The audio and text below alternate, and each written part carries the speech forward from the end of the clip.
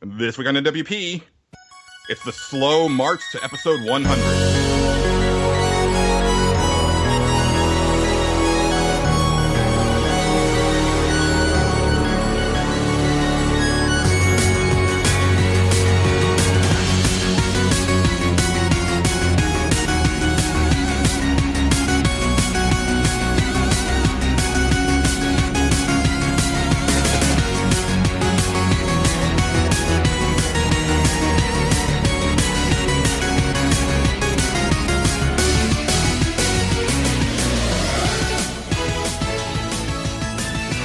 Hello everyone and welcome to Nerds Without Pants, episode 95. Just a few away from triple digits.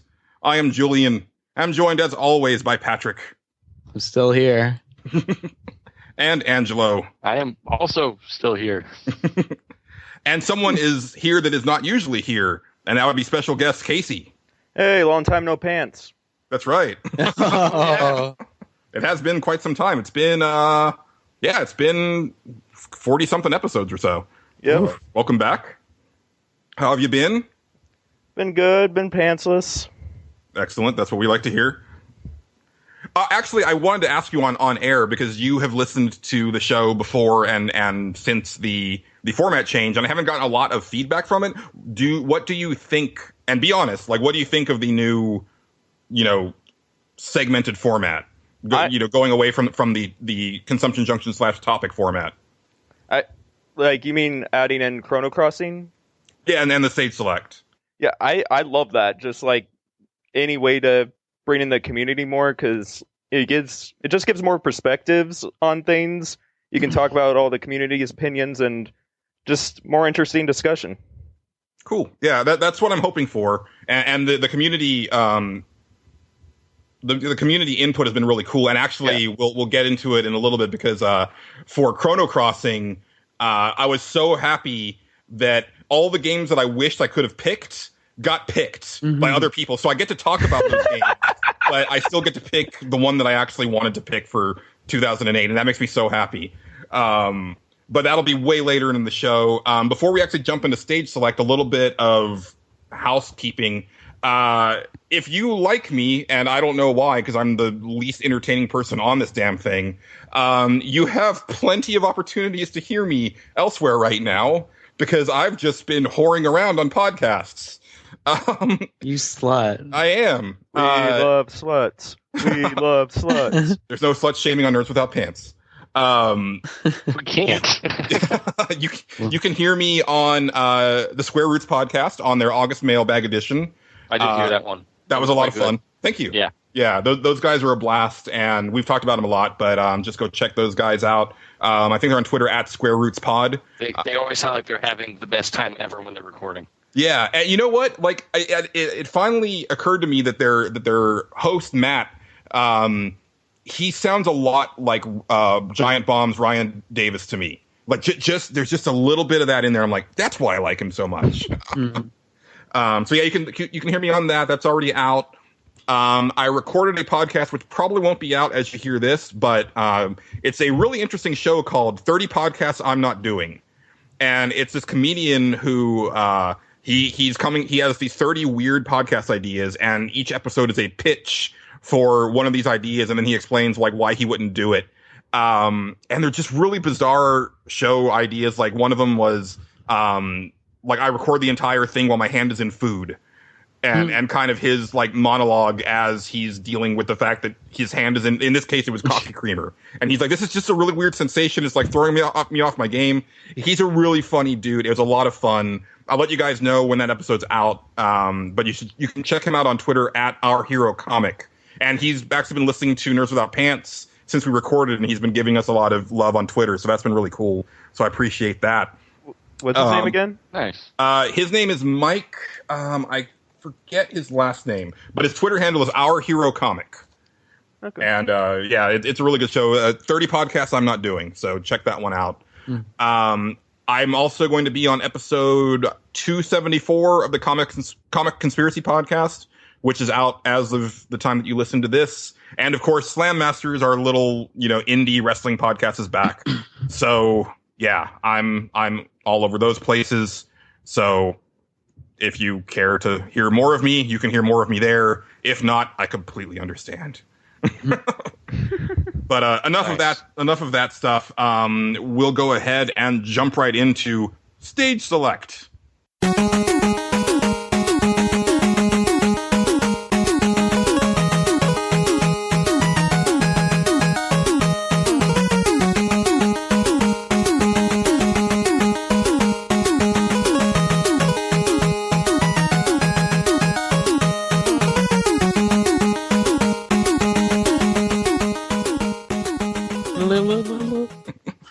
All right, and our stage select topic for this episode is a little bit of different one. We've done lists so far, but this is a more esoteric, not esoteric, but it's just more of a thinking piece. We each selected a video game company, an existing video game company. So you get to pick the company, and then you have to come up with some ways that you would like some strategies for that company. So if they're already a successful company, like what would you do to keep them successful?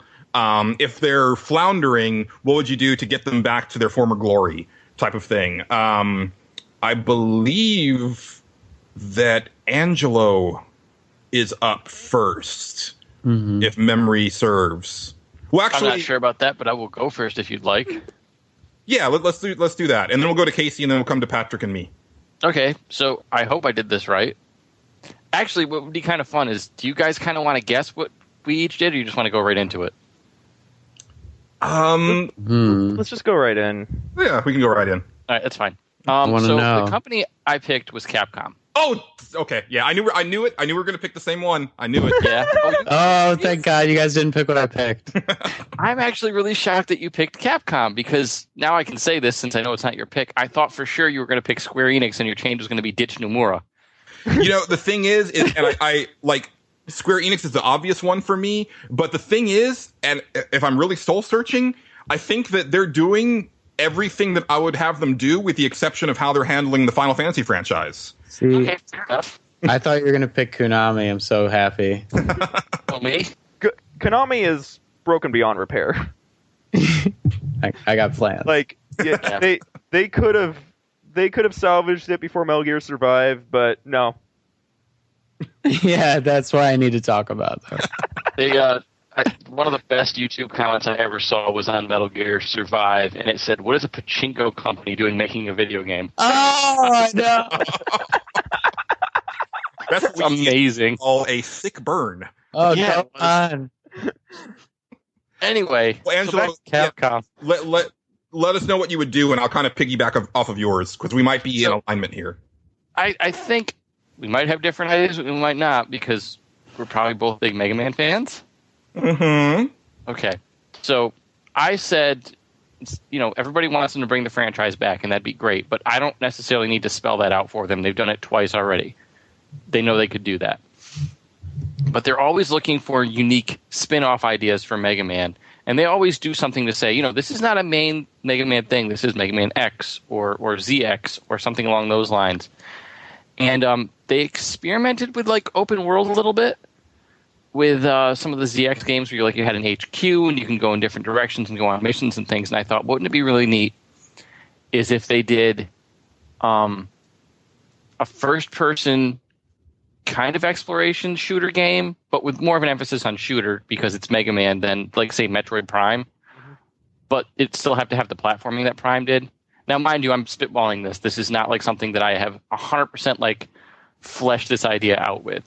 And I don't necessarily want it to be open world, but say, for example, if you played the original Mega Man, they said something like, Electman was in the electrical tower. And then when you went to his stage, you climbed that thing.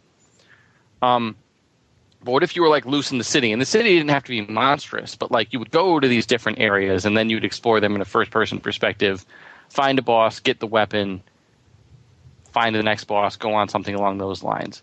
And it wouldn't be, like I said, a replacement for the existing Mega Man games. And I also wouldn't want it to be a gritty, hardcore shooter.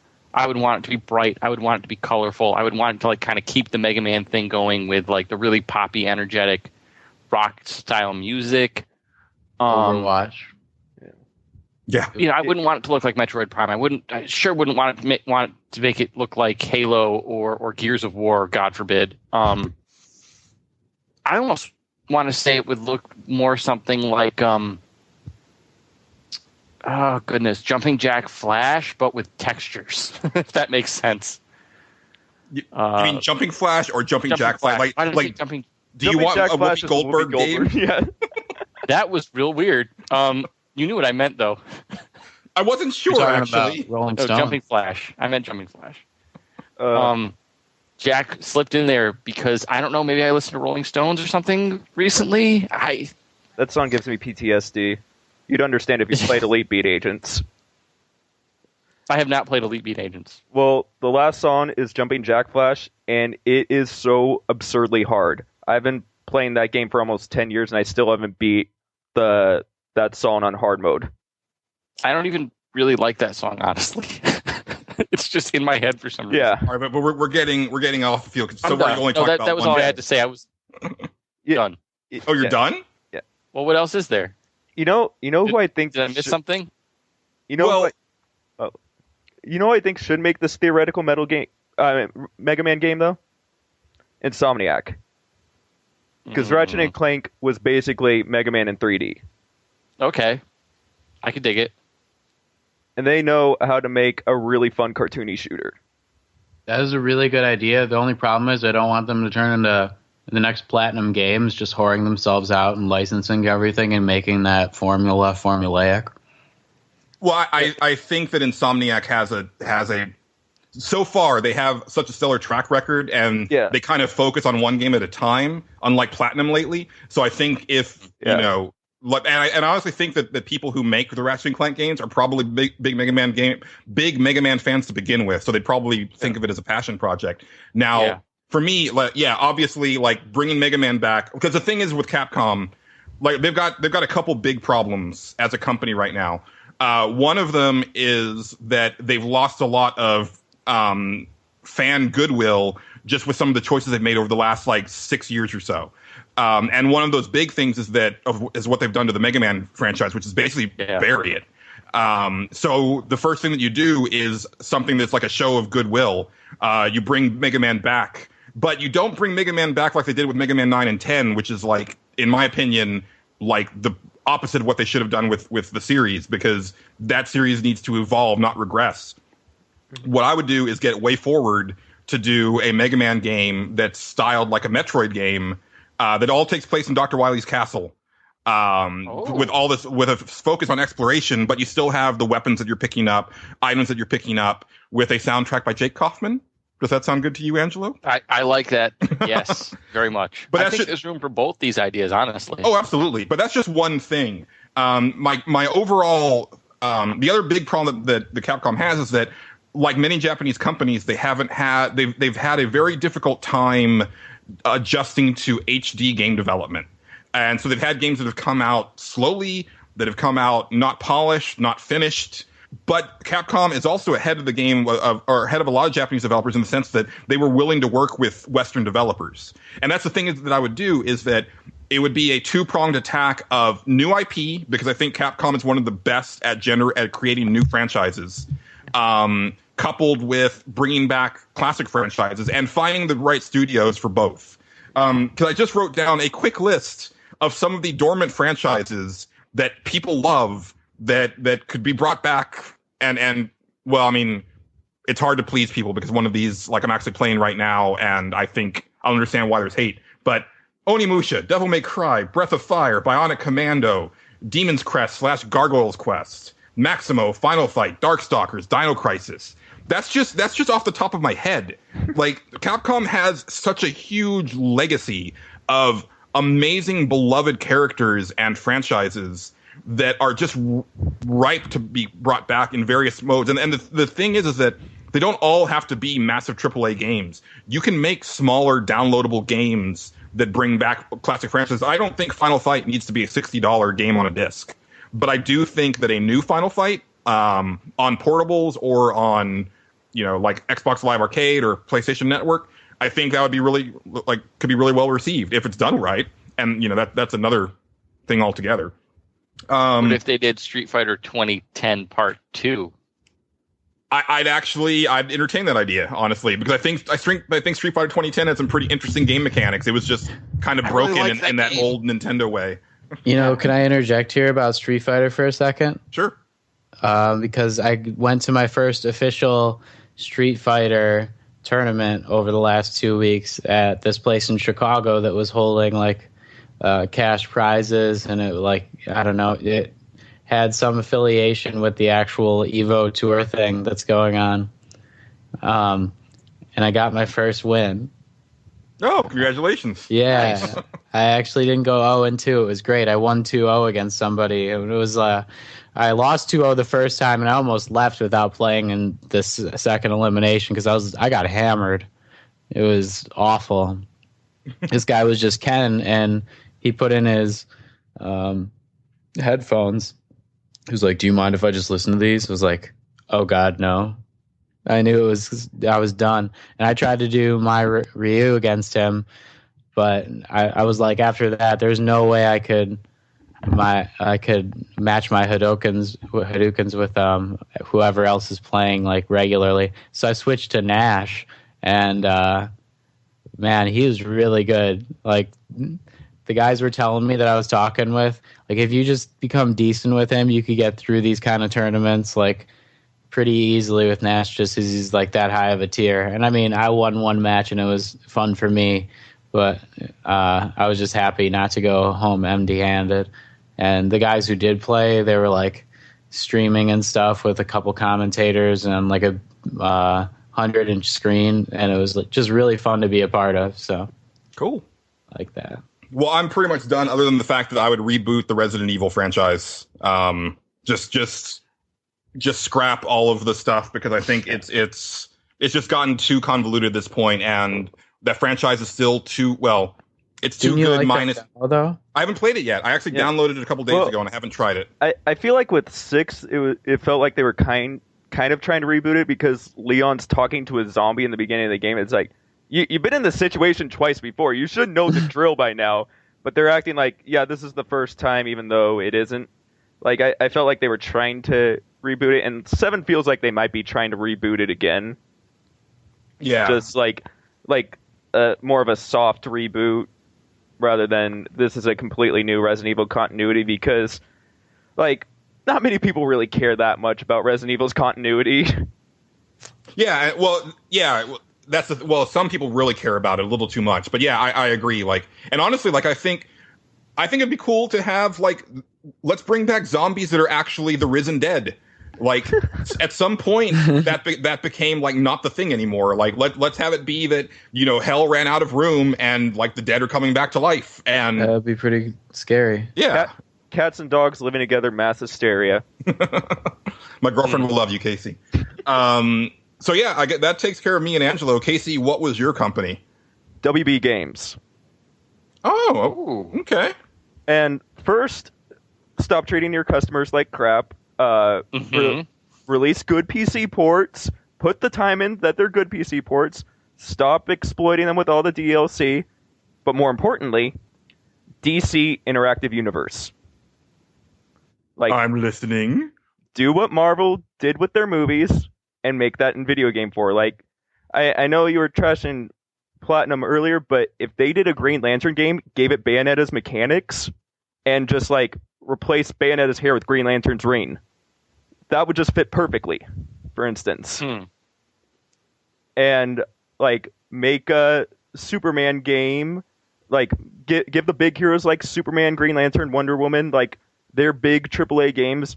Maybe like the smaller heroes like the Flash and Shazam, like their mid-tier games, and then give the small companies their indie games, and then have them all come together for a giant Obsidian RPG. I like it. Yeah. I like that, and even like I like the idea of like bringing in like a consistent universe for that, like you said with the Marvel movies, especially if you're doing it the right way with getting the same voice actors, keeping a unified look. So like you don't have Green Arrow in like a completely different costume from game to game. Like obviously you're going to have them change a little bit because you update things. And then I don't know if you go back and listen to our spoiler cast for Batman Arkham City. friend of the show, John Golson, kind of posited a pretty cool idea for a Justice League game. Yeah. And the way that those mechanics would work and stuff. It's like, yeah, that would be really cool, especially if you lay the groundwork, and it'd be a better thing than what DC's doing in the movies. Yeah, like that's the way I see it, because DC has no clue what they're doing in the movies, and WB, say what you will about them, they have like a good idea for like basic ideas of video games. So why not let them make? Okay, Marvel, you have your monopoly on the movies. We'll do video games. That's where our heroes are gonna shine. And yeah, I feel like they can, like, video games are such a cool medium, because like how Marvel does the Netflix shows for some of their heroes who may not like have enough to get a movie budget, they could do like smaller indie games for some of their heroes. It's like, hey, this indie developer was pretty successful here. Let's let them take on Blue Beetle. Let them make a Blue Beetle game. See what they can do with it, and if they're successful, give them more budget next time. Yeah, I like that idea too, of like letting smaller developers kind of cut their teeth and then give them more to do. Yeah, that was kind of what I was getting at with my smaller games for Capcom. Plus, I'd have them make my idea of what a Superman game should be, and it would kind of work like Majora's Mask, where you have one day, like every level, you have one day to save everyone. If you don't save everyone, you can move on, but you can also rewind the day and just pick up things while you're doing all this stuff. And you're not meant to save everyone on the first day. You have to keep going through it over and over until you can pick up the patterns on how to save everyone. I like that. Yeah. I actually kind of like the idea of like a really score-heavy Superman game. Yes. Where it's like you're getting multipliers for saving people and stuff like that. Yes, and because that's what Superman is. Like, if you put a health bar in a Superman game against regular enemies, you don't understand the character. Right. I actually did like the concept of the Superman Returns video game if the execution was poor, but the fact that the health bar was actually the health of the city. Yes. You know, like that was a really cool idea. It was just a poorly executed game. Yeah, it's a cool idea, but like also if you're expected to, like, if the developers expect you to even let Metropolis take even a little hit, and like there's no way to go through the game with like realistically with Metropolis being perfect the whole time, you don't get Superman. Right. But yeah, and like I feel like some developers could take on like certain heroes pretty well. Like if they hired the Darkstalkers guy for a Wonder Woman game, for instance, I think that could be pretty cool. Like give her the Zelda formula, and like they show they can handle like this whole mythological idea pretty well. Darkstalkers or Darksiders? Darksiders. Okay. Yeah, Darksiders. Yeah. Yeah, I would dig on that for sure. Yeah. That's a good one. Patrick, you said you had Konami. Is that correct? Yeah, and I thought in an episode that's probably going to be Konami heavy. Spoiler alert. Oh, hey. Well, I mean, yeah, there's a lot to like about a lot of the old franchises. I didn't even realize that I played on N64 until I started looking up about Konami a little more. But it started with, what they did with Metal Gear Solid, and letting Kojima go is obviously a no. But they shouldn't have come back with this game, because it's easily the worst looking Metal Gear Solid game I've ever seen. And plus you hear it's supposed to be a budget game. Yeah, it's got no reason to exist except that they want to shove it in his face right away. Well, I think they're thinking, we have this engine, we might as well milk it. Yeah, the engine looks decent, but nobody looks fleshed out as a character. It looks like Left 4 Dead. It's nothing like what the franchise is supposed to be. Yeah, they should have just made a new IP, or like just some new kind of game like on that engine. Yeah, because it looks good. I mean, it made me want to play it for half a second, and then I thought about it and was like, everything's wrong. It's the Batman versus Superman of video games. Oh, womp womp. Yeah, but like it wasn't just Metal Gear Solid that I thought they could really do well with. I thought they could put their pachinko machines in better places. No, but do you know who's like on them? Like this character Gomon.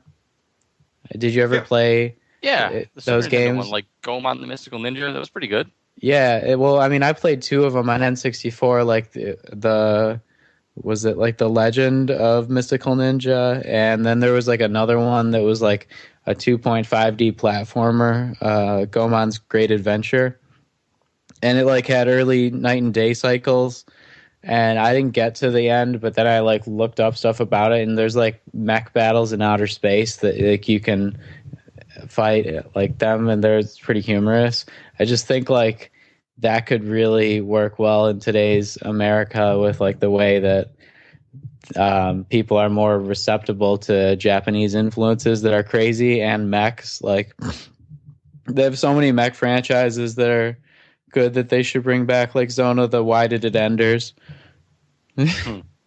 Like I don't know. Oh, I just got that. Why did it end?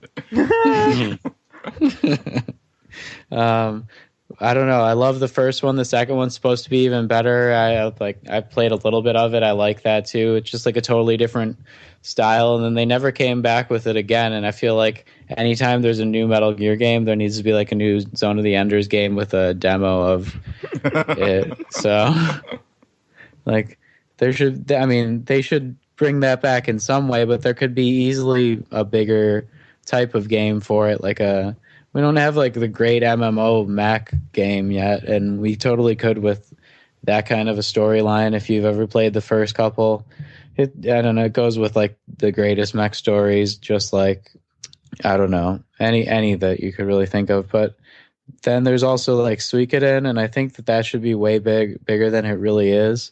There's 5 of them or something now, but one hasn't come out since like 2006. Yeah, and that's how a lot of their games are. They like stopped around 2006, and they were like all like critically acclaimed, like go on this, but then they just like stopped making them for some reason. Yeah. Well, they fell into the same trap that a lot of Japanese developers did, and that's that they were woefully underprepared for HD game development, and the stuff that Konami did release, by and large last generation, with the exception of Kojima Productions, was bad. But I mean, Suikoden was like kind of 3D, especially in the last installment. It turned to full 3D. But like, I don't know why they just didn't localize it the right way and market it the right way in America. I think that the name shouldn't have been that. Obviously, that's like hard for anybody to say and looks weird too. But it's cool once you know it, and like the way that the politics, corruption, and like revolution stories could evolve with the gameplay would be sick. Like there's 3 different kinds of battles, like the regular 6-on-6 RPG. It's a big party, but there's also 1-on-1 duels and big RTS elements that like could easily be Civ-like and should probably be made by a game like or a distributor like for Axis. That would be awesome if like Civ people tried to help that company and also like renamed it so that the bros would play it too. I mean, the bro gamers, I guess. The bros would not be able to handle 3 different types of gaming. That game is really complicated and well put together, and it's got 108 different characters you got to recruit, so it even uses like RPG overworlds really well, and there's a lot of secret characters you got to get, and sort of like Star Ocean, except instead of different endings, it's different characters. So I don't know. I know you guys like Suikoden when we talk about it. Love it. Never played it. Mm-hmm. But I mean, one probably that's closest to my heart and shouldn't be is Bomberman. Bomberman's it's amazing, like unadulterated bombing fun, just E for everyone, and like you could get 8 people to play at a time, and I think there's got to be ways to have like better leaderboards for stuff like that, and Gradius and like all their old arcade style games should be in like big competitions going all over the place with like the big conventions that go everywhere. There should always be like tournaments at the same time with like leaderboards with little cash prizes with those kind of games, because they're so classic and they should be brought back. Like, did you play the new Gradius on PS3, like the HD remaster championship? No, you didn't. because they don't make stuff like that. They should be stuff like that. I'm just really confused why they don't just keep making a new Bomberman for every new console and just like, there's online play. Let's see if we can get 32 players on this at once. Yeah, that would be amazing. Just more and more bombs. Yeah. I think the thing there is that, I mean, I was actually about to correct Patrick, but then I remembered that they actually do own it now. But Bomberman is a Hudson creation. And then, once Konami acquired Hudson, they just kind of like mothballed all that stuff. Yeah. So that's why, like, they kind of just bought the competition and just sat on it and I think they just kind of wanted it to be able to get, do re-releases of the older stuff. Well, I wanted more of your opinion on other franchises that they have too, though, Julian, like Castlevania, Contra, and Silent Hill. I think you all have more to say about. Yeah. Oh, yeah. I mean, Contra, I would go like more old school. Like I think that the Way Forward DS game was really an excellent, way to go with that. Silent Hill, I would get Quantic Dream to work on because I think that Quantic Dream make some of the scariest not scary games like around, and I think if you just go ahead and give them a horror franchise, like they would do something pretty amazing with it. Go ahead, Casey. I don't think Quantic Dream has the storytelling capabilities to do Silent Hill justice. Oh, dude, did you play Beyond Two Souls? Yes, I hated it. Oh, I loved it. I thought it was a mess in every sense of the word. Oh, I thought it was excellent. I love all their games. I have no clue why they told that story out of segment because it just made me have no connection with the character at all. Yeah, I disagree. But I mean, it doesn't have to be Quantic Dream. Like they're kind of like my number one. But like the team that did Until Dawn. Like I think that Silent Hill should be that type of game. Yeah, like I haven't played Until Dawn, but like that seems like a safe bet. Like or just that style of game is an interesting idea to take the Silent Hill franchise. Yeah. That would be sick. Because I used to play the old Silent Hills, and one thing that I didn't like about it is some of the puzzles were way out there. And I think that a game more structured like Until Dawn would allow me to get through it really, not easily, but in a way that's also exciting, and like other people could play it and could all watch it together. So that'd be great to watch. I actually have a novel idea for the Silent Hill franchise. Get Kojima to make one. Well, he was going to. I know. Yeah, that's where they really fucked up and why we have to talk about them, because they made the biggest blunder in the last year or so. I mean, that's why Resident Evil 7 is first person. It's them saying, hey, remember PT and how you wish that game existed? We're going to try to do the same thing as them, just without Kojima. Yeah. Mm-hmm. But that's great. Yeah. The only thing is that Konami isn't interested in video games really anymore, and that's the sad fact. I mean, obviously, if any of us were in charge of it, we'd have them go back to making video games post. Yeah, but at this point, I'd just be satisfied if they put Metal Gear Solid 3 on everything. Yeah, that's not a bad thing to do. That would be pretty cool. They aren't interested in getting a lot of stuff. Like they have International Superstar Soccer. Or it's like PES now, and they don't even have all the licenses for the major teams, like the Premier League and Bundesliga, which are like two of the top 3 or 4 teams or leagues in the entire world. And I just think that they should stop trying that way and make it more of like a Mega Man soccer type game, except like for this era, like with more like monsters of their own, like in other leagues from other what do you call it, IPs that they own, like have different teams such as like Goemon's team, Suikoden's team, or like a Bloody Roar team.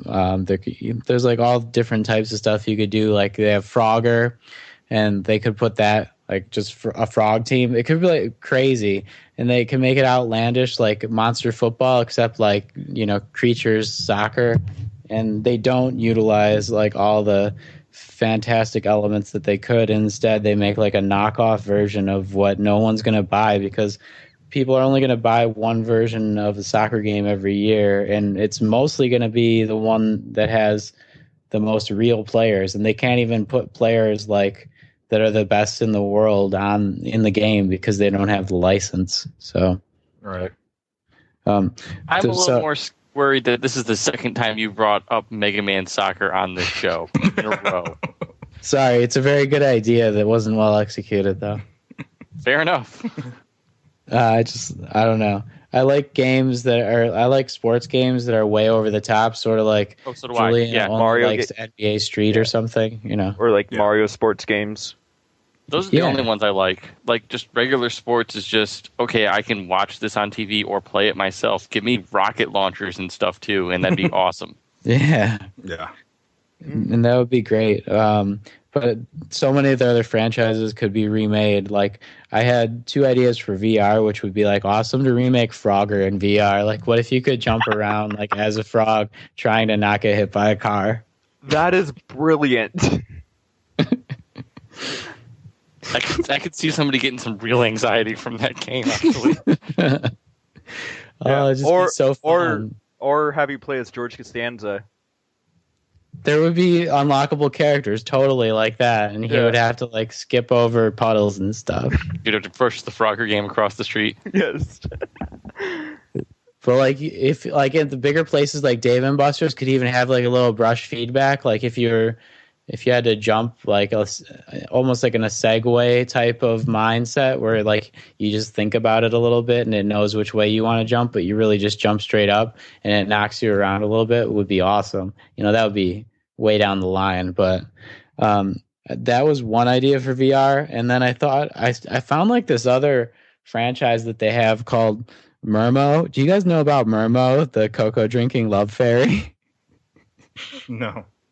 I'm not sure if I want to. It's amazing. Like, it's this like series of mangas that like they had, I think, like a couple old games that were sort of like love simulators, but it's a fairy that the character only finds out about because like she drinks like hot cocoa or something, and the fairy loves it. And I just think that would be great with VR because I just saw IGN like put on like a smell thing with VR, and you could like, I don't know, make different love scents and cocoa scents, and it would be a very well received game as long as they have that franchise and that exists, which I didn't even know about because it didn't come to America that well. But if that smell thing you say is true, then there needs to be a Futurama VR game with the smell-oscope. Oh, for sure. That's most of my ideas. The last one is like even crazier, which is, do you guys have you ever heard of Far East of Eden? It's like an RPG series that they have.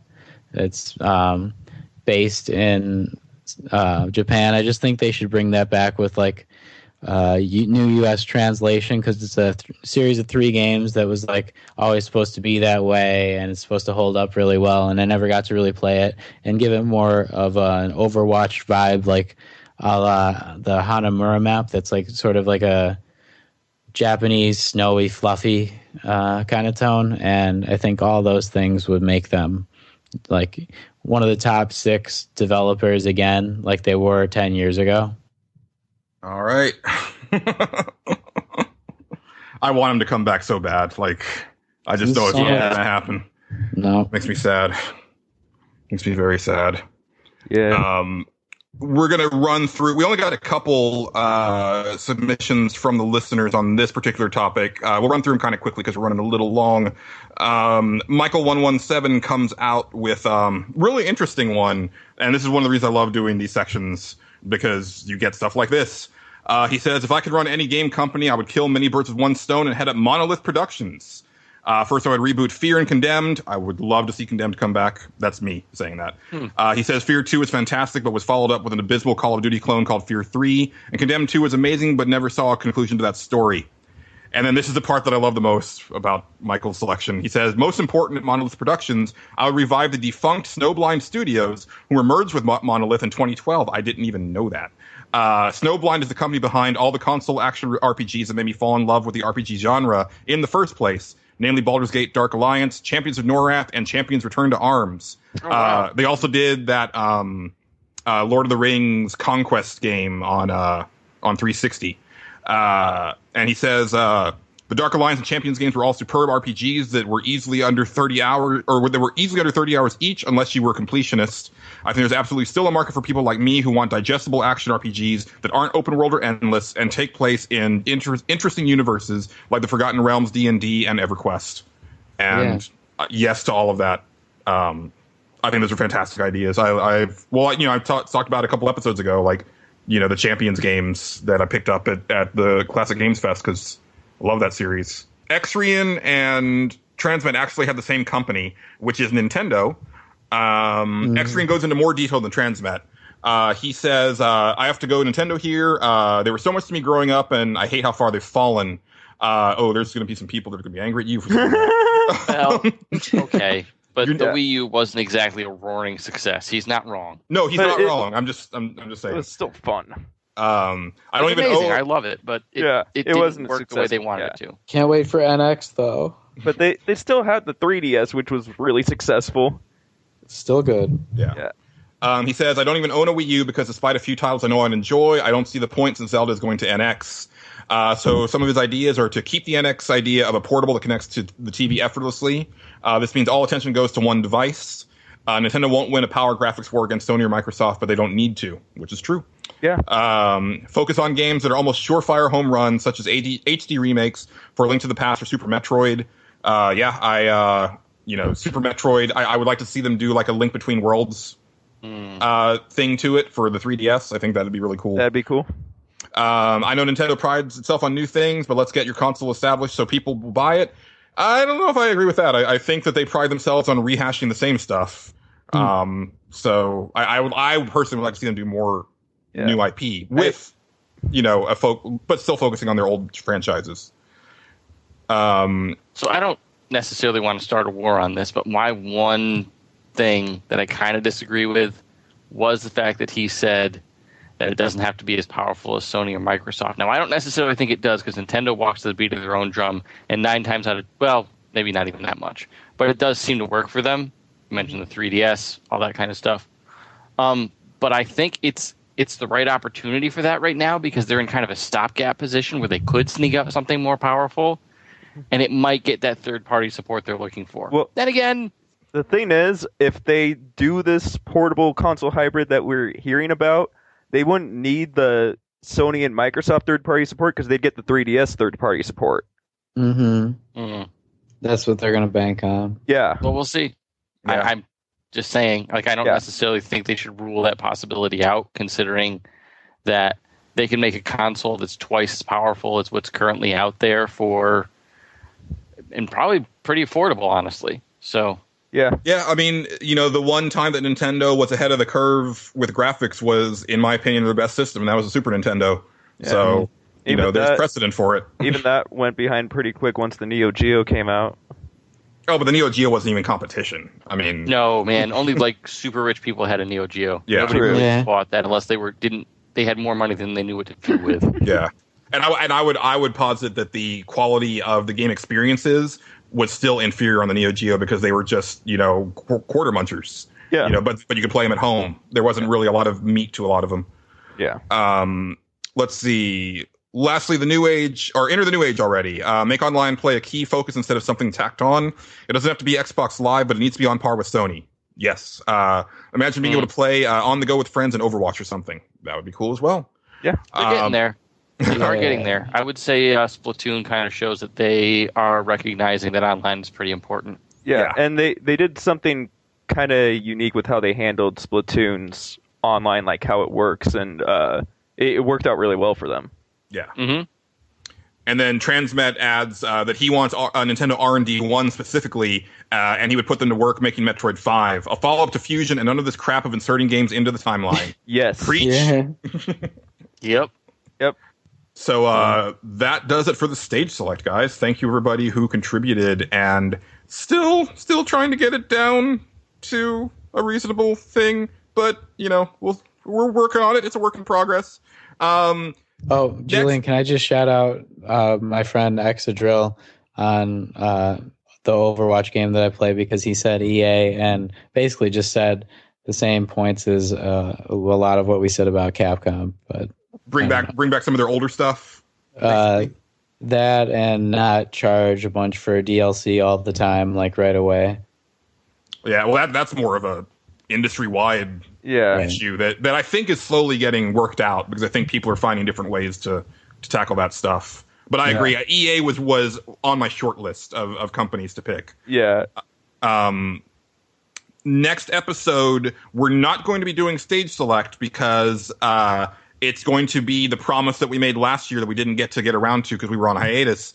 But we'll be recording an episode that comes out on the PlayStation 1's 21st birthday. So we're going to buy the PlayStation some beers and wax nostalgic for an entire episode. Right. So look forward to that. But after that will be our first stage selection from Patrick.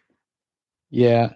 Okay. So I want to do the best 3 games that were never made. And I was thinking of like which way I really want to do it first, like 3 games that were canceled or 3 games that are just your own idea that weren't made yet that should be made more than anything else. And I think that's the one that I want to do first. So it's sort of like the library of stories that never were written. It's the library of games that never existed yet. And I want you to come up with 3 ideas, your top 3 games that you haven't played that you want to play so much in the future. And these would be original games, right? Not inventing franchise sequels or anything. Okay. Yeah. Cool. That one we're going to need that extra couple weeks to wrap our heads around. I can't make a joke about The Last Guardian being one of them. No, not anymore. Not anymore. No. Well, we'll see. It's not out yet. That's but like if true. Later on down the road we do a realistic version, you could say something like StarCraft Ghost, but that won't apply for this. Okay. I will say, because that can get like out of control real fast. So I will say to our lovely listeners, like, just try to keep it succinct. You know. Yeah. All right. So that's going to do it for the stage selects, and we will go ahead and roll into Consumption Junction.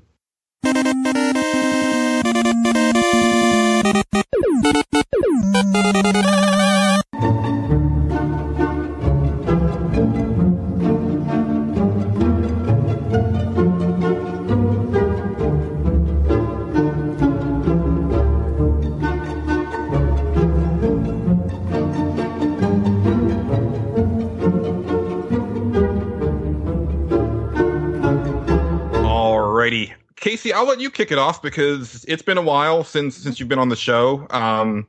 What have you been up to media-wise, and what have yous?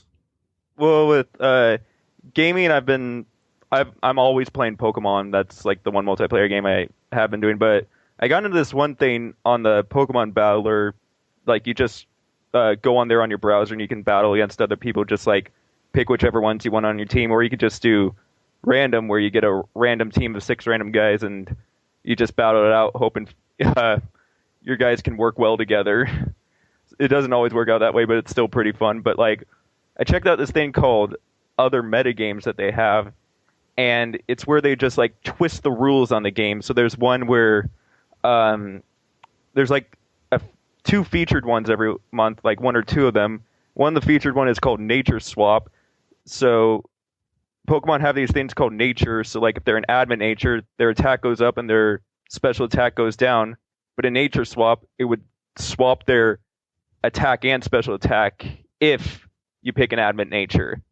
And it's really weird because like you can have Pokemon that have like good physical move pools, but they have a lot of special they have a better special attack, and like you can switch the 2 and swap them around, and like it's a really weird way to play the game.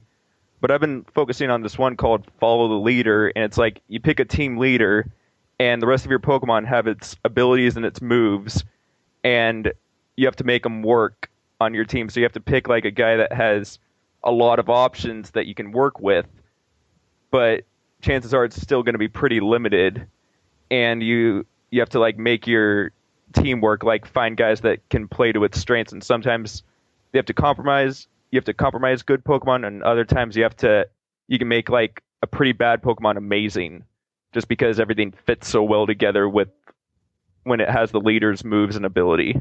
It's a really weird game, and they got like tons of them like this. Like they got ones where every Pokemon has the same stats, They got one where you can have any ability or almost any ability, because some just completely break the game. It's like a really weird ways to play the game, but it's like a lot of fun, and it's I'm just having a lot of fun trying those out right now. And kind of reminds me of like those weird like Mugen like fighting games where like they've got like every character and they have all these like crazy jacked up moves that they've hacked together and stuff, and it's just like bedlam. Yeah, and it's just like so much fun because like Pokemon's already a really deep multiplayer game. Just a lot of people don't realize that because it's Pokemon and like it's kids' first RPG and like it's so accessible. But then like you get into the like how the mechanics work and you find out, wow, this is one really deep rabbit hole, and they find ways to make it the hole even deeper. Another new Pokemon game I was wondering about your opinion is the one that was made by fans that has nuclear type Pokemon. Did you see the video on that? No, I don't like the idea of nuclear Pokemon. Like, I'm like just in the mindset the types we have now are balanced as is, and when they had it introduced Fairy, it like did balance the game some, but like I'm also wondering, okay, why are these weak to poison and steel, and why are they immune to dragon and strong against fighting and dark? Like, there's no real logic behind it. It's just that they balance the game. Like, as opposed to like water beats fire, fire beats grass. Like, that's just common sense. Yeah, maybe, I don't know, fairies can fly around dragons. Yeah. But there's like 2 or 3 fairies that actually fly. Yeah, I'm thinking of more like Tinkerbell type fairies. Yeah. Not like Clefable. Yeah, that's actually like in the competitive Pokemon scene, that's probably the best Pokemon that's like not a legendary. Yeah? Like in the tier where they stick all the legendaries. Some Pokemon are overpowered that they have to stick it there, but like out of like the main tier that they call overused, that's like probably the best one in the game. Dude, that's awesome. Yeah. It's hard to get in Pokemon Go. I got a lot of Clefairies, but I'm playing Pokemon Go. I like it. It's just like it's not something I obsess over like I do when a new regular Pokemon game comes out. It's just like, oh yeah, I'm on my break at work. I'm gonna see if there's any Pokemon around here. Or like, I haven't been here before. Let me see if there's any Pokestops. Yeah, it's a nice way to mitigate like spare time when you're in random places, or just if you want to, I don't know, kind of explore the world. But yeah, like one thing that annoys me though is that I get so many Pidgey and Rattata everywhere I go, and it's like, okay, everywhere's just swarming with pigeons and rats. What is this, the bubonic plague? Yeah. Yeah, they could change those up a little bit. Yeah, but been playing that, and I also recently got through the Mass Effect trilogy again. And excellent. I'm not sure if this is going to pan out. I want to at least try to do this though, but I recorded a bunch of clips and I'm gonna try to make like a review kind of thing on it, but like if it works out, I might do it into a series called Good or Bad. And I got the idea from this episode of Community where they have to answer whether Nicolas Cage is good or bad for a class, and one of them literally goes insane and starts acting like Nicolas Cage because he can't answer it. And I was just thinking of like maybe that's like a good approach for games like Mass Effect 3, Metal Gear Solid 2, where like they're just so polarized on opinions. So, like, just discuss why it's good, discuss why people think it's good, discuss why people think it's bad. Try to figure out, and like it'd be games that have been out for a while, like a few years. Like I wouldn't want to do Mighty Number 9 because like that's just still being caught up by all the recent controversies with it. Yeah, the dust needs to settle.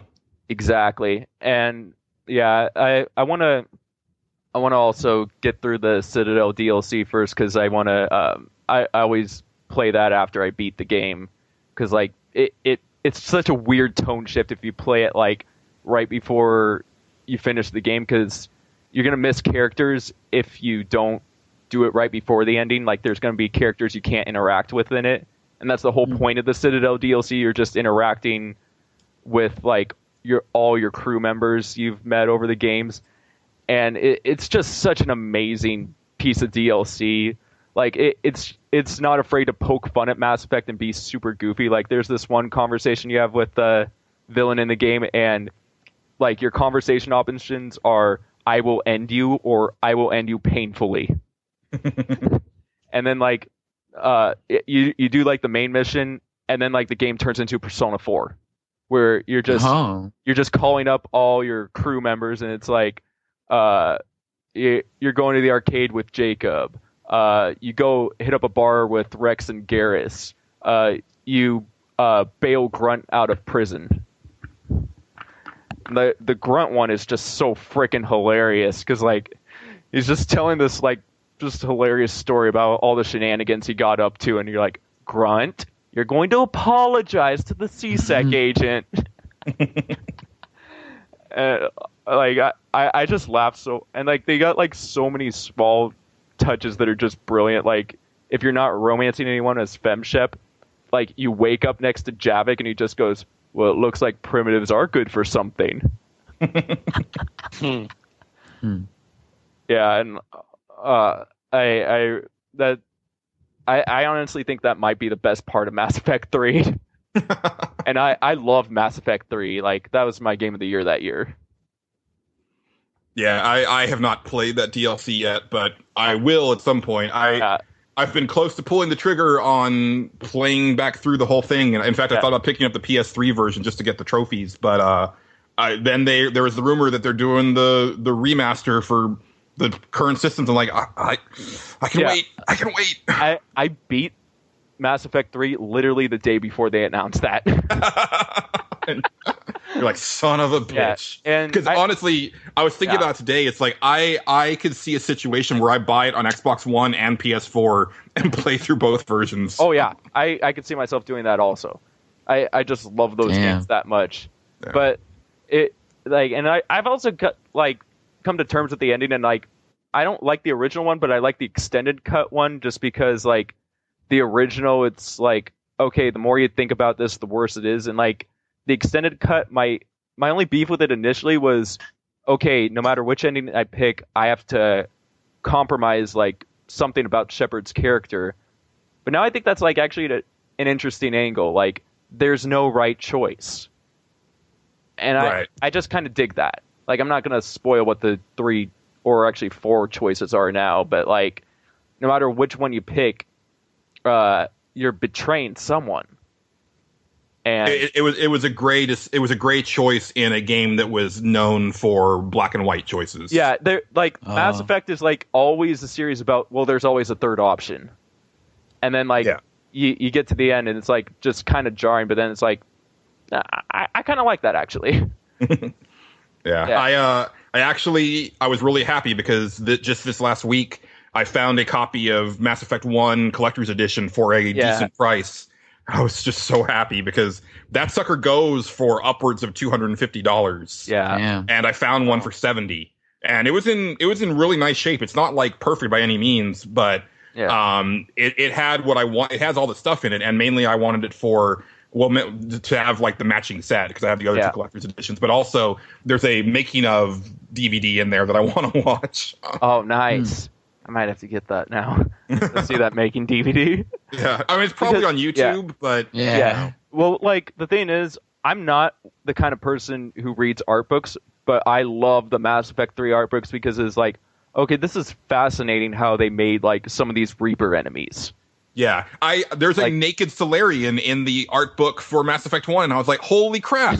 I was wondering about that because like some of the alien designs, like, did you guys think out like what these characters would look like without their clothes on? Because I feel that like they don't know what a Turian looks like without their armor. No. And that's like really bizarre to me to think of, is that like the armor seems like that is their body. Yeah. You know what I mean? Yeah, and the Krogan also, like, what do they look like without their armor? Yeah, and then we even got gypped on Mass Effect 3 because we thought we were going to see a female Krogan, and we never really did because we only saw her eyes. Yeah, I don't know. I kind of felt like that fit into Krogan's culture. Like, I was okay with how they approached Krogan females. Like, it was an interesting take. I was kind of expecting it to be more like a lioness thing where they're actually smaller and not as ornate as the males. Yeah. See, what really irked me was we didn't get to see Tally just take off her mask and there's her face. Don't get me started. Yeah. We should maybe drop that, but that was the Andromeda should have maskless Quarians, is what I'm saying. Yeah. Well, it's funny, and I don't think anybody here is playing or planning on playing No Man's Sky, but the stuff that I've heard about No Man's Sky makes me I'm like, if Mass Effect Andromeda was No Man's Sky, but instead of 80 quintillion planets, it was 20, but it had the polish of a Mass Effect game, that's kind of what I want. Yes. Like, I want to be flying around this undiscovered galaxy and explore these planets and meet new aliens. Yes. And, do stuff on them, but also have a story and have like a deep equipment and, weapon system. Well, I'm not sure if it's going to get delayed because they still haven't announced an official release date, and we don't even have 10 days left this month as of when we're recording. But there's supposed to be a Mass Effect Andromeda book called Initiation that comes out this month, and it's going to go in the backstory of Mass Effect Andromeda, and we're actually going to see why they're in the Andromeda Galaxy. And I have my theory on why they're in the Andromeda Galaxy, and it would completely bypass the Mass Effect 3 ending. Yeah. Cool. Yeah, I love the Mass Effect books. I didn't read the last one because I heard it was bad. Yeah. See, I love the comics. Like that, I checked too. Yeah, like I'm not sure if you read Garrus's Homeworld comic, but no. Oh, that one was my favorite. Like I actually read that comic every time right before I do his mission in Mass Effect 2, like his recruitment one, because it's just such a perfect tie-in to like what Garrus is doing right before you go and see him. Like it's just like I just like picture this is what he's doing before Shepard shows up. It's just like such a perfect way to tie that in. I like it when you can actually do that with the mixed media stuff. Like, I've always told myself that if I go back and reread the Ultimate Spider-Man comics, like the original series, I'm going to take a break at some point and then replay the Ultimate Spider-Man video game because it actually fits in really well with the timeline. Yeah. And it's a really good Ultimate Spider-Man story, and it's a really good Spider-Man game. And then continue the comic, because I really loved that game, and I thought it was really well done the way they worked it in. A lot of Ultimate Universe in Spider-Man was like even better than the regular universe. I thought growing up, I had like the first 9 or 10 trades. Yeah, I think I stopped around 15 or 16, somewhere around there. But yeah, I loved what I read of it. Yeah, that Ultimate Spider-Man was kind of what got me into collecting comics. Like, I'd read a few before, like the essentials, like Watchmen and Dark Knight Returns.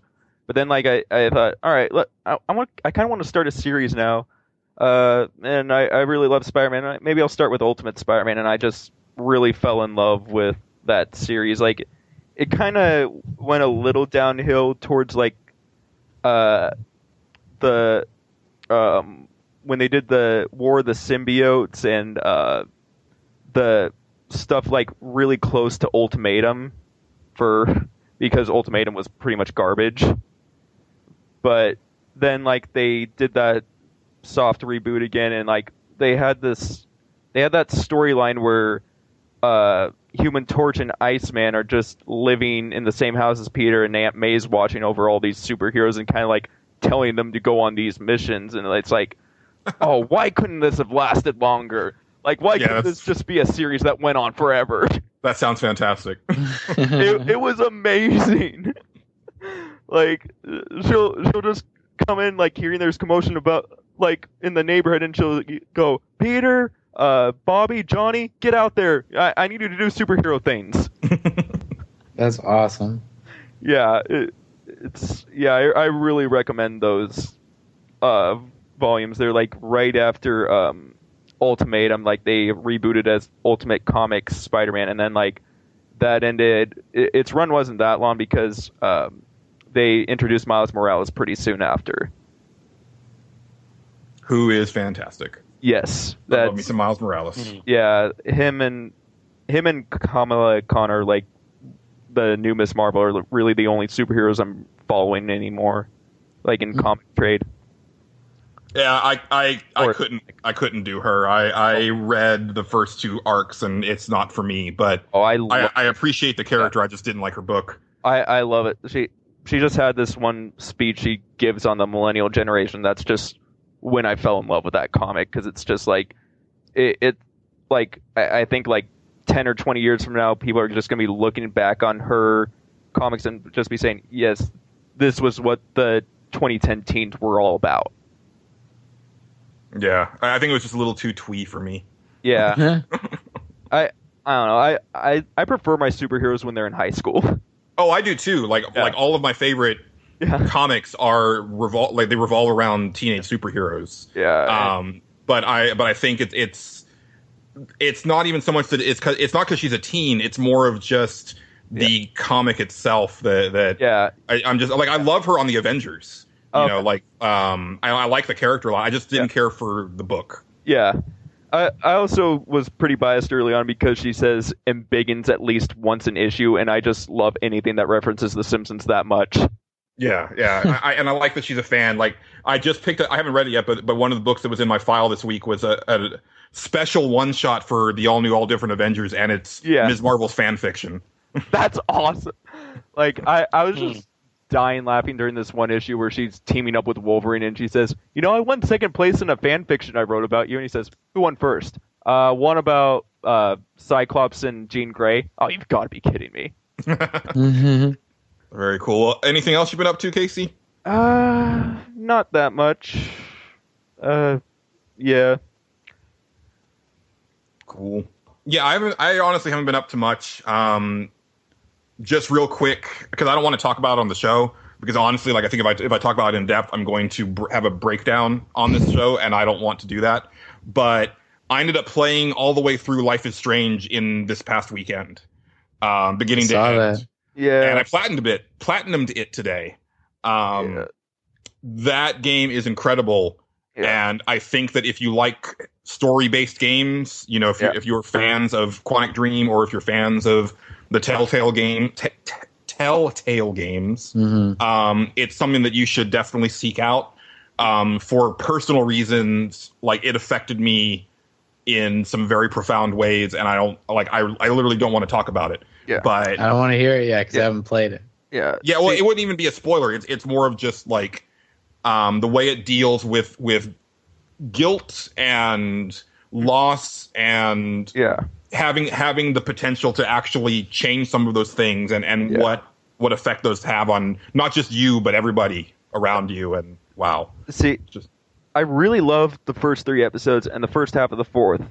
I just didn't think that game quite stick the landing. It worked for me. Yeah. And I actually really liked the last episode, but I think it's too long. Yeah. Like, once I saw, like, this is the villain and this is his motivation, I was just thinking, okay, this guy does not work at all. Yeah, they kind of tried to do a Shyamalan thing. Yeah. And it didn't need it. Yeah. Well, yeah, I was fine with it ultimately. Yeah, he wasn't even the focus of the last episode. Yeah. Was it too long though because you played it all in one weekend, or no? That last episode is actually like double the length of most of the other episodes. Like I played that last episode individually, like removed from the other ones, and I thought it went on way too long. Yeah, because most of the episodes are about 2 hours, and I feel like I've spent about 3.5 on this one. Yeah, and I really do not like one of the 2 endings that you can pick from. Like, I think one of them is just evil, pure evil. And they act like it's like so sweet and sentimental, but no, that's evil. I don't want to know. Yeah, I'm not going to spoil anymore, but yeah, I highly recommend it. I had bought it actually when it came out, and I played it for about an hour and then put it down, and then I restarted like last Thursday, and then I really loved how they incorporated time travel into it though. Like they just made it fit so seamlessly with the gameplay, kind of like how Prince of Persia: Sands of Time did that. Like you can just keep rewinding if things aren't working out and like start over from here. Yeah. And it's a really cool mechanic, especially when you learn like how the rules of the game work. And there's actually a little bit more gameplay to it. I do wish that, because I'm a big photography nut, and I love taking all the pictures, but I wish that there was a little bit more like framing involved, where instead of just trying to like find the situation and press the square button, I wish it was actually like frame this way, zoom in like this. Here's your prompt. Now take the picture. You know, and then get your trophy. But that's just kind of a nitpicky like photography nerd thing. Yeah, I was wondering during the stuff whenever they tell like Max her photography stuff is just so brilliant. I was wondering, okay, is this actually brilliant, or are they banking on how a lot of people are going to be ignorant on photography?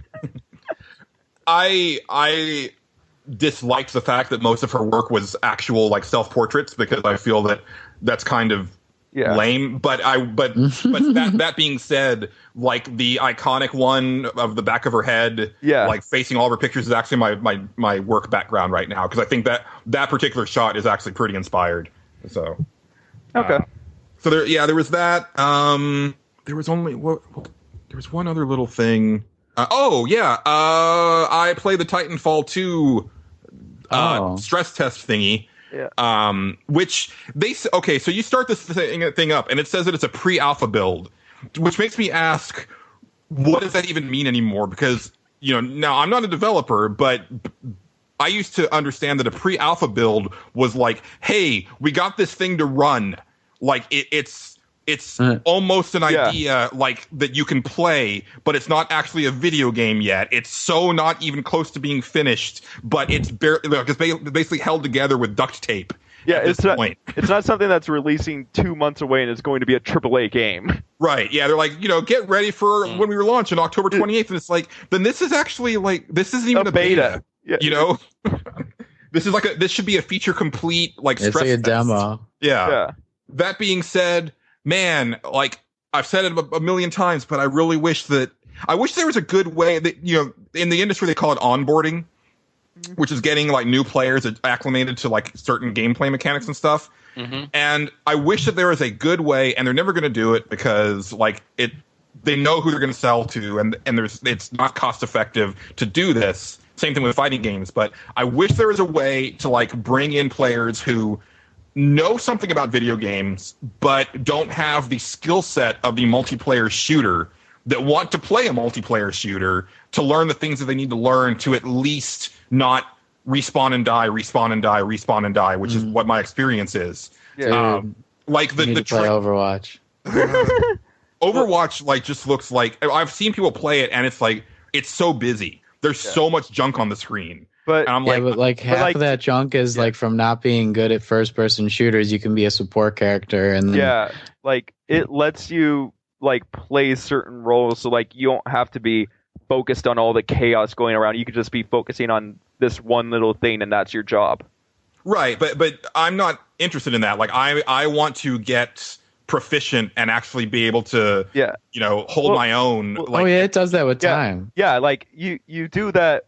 What you do, the character that focuses on that one task initially, and then like you start to pick up how all the characters work, how the types of games work, like what characters work well for this type of game, what characters work for the other, and like when to use certain characters, and then you can transition to whatever character you want.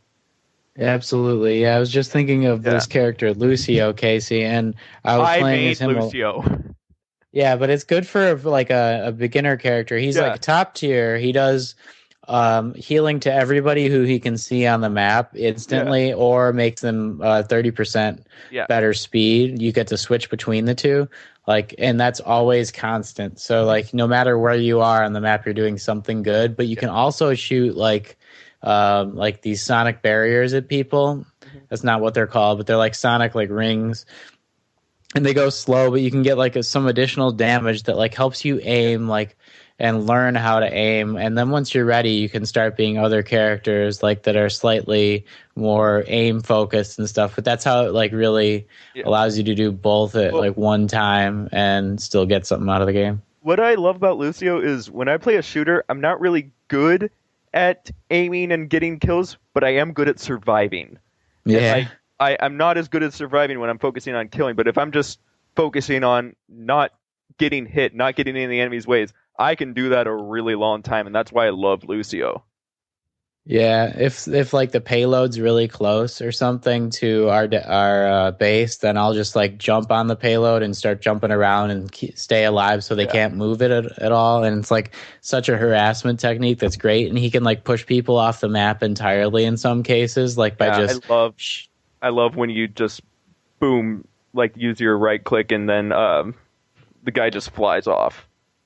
Yeah, it's wonderful. Like when a Harambe comes in, he just like hitting you all everywhere, and you got to do something about him. You just knock him back, and he's just instantly dead. I love how you call Winston Harambe.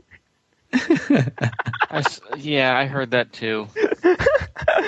I mean, just like 20 years from now, people are going to be saying, so all this crap was happening in the world, and you people were just focusing on a dead gorilla. We're just going to be like, you know what? It kept us sane. You're not going to understand this, but we needed Harambe. Oh, is that one that got killed or whatever? Yeah, it kind of became a meme. Oh, That's hilarious. I didn't even know what it actually meant. I just knew people called monkeys Harambe now. I jetpacked over all of that. There's this one thing that's just so hilarious. It's like this leaked Pokemon design. It was fake, but it was Harambe, and its typing is ghost fighting.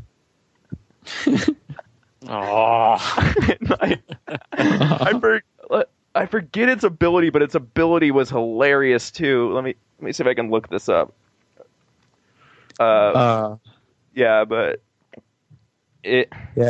Harambe dies like really easily in Overwatch though, and it's like hilarious. Like everybody on the group chat starts talking about, oh, poor Harambe once he dies. Yeah, its ability is called Meat Shield.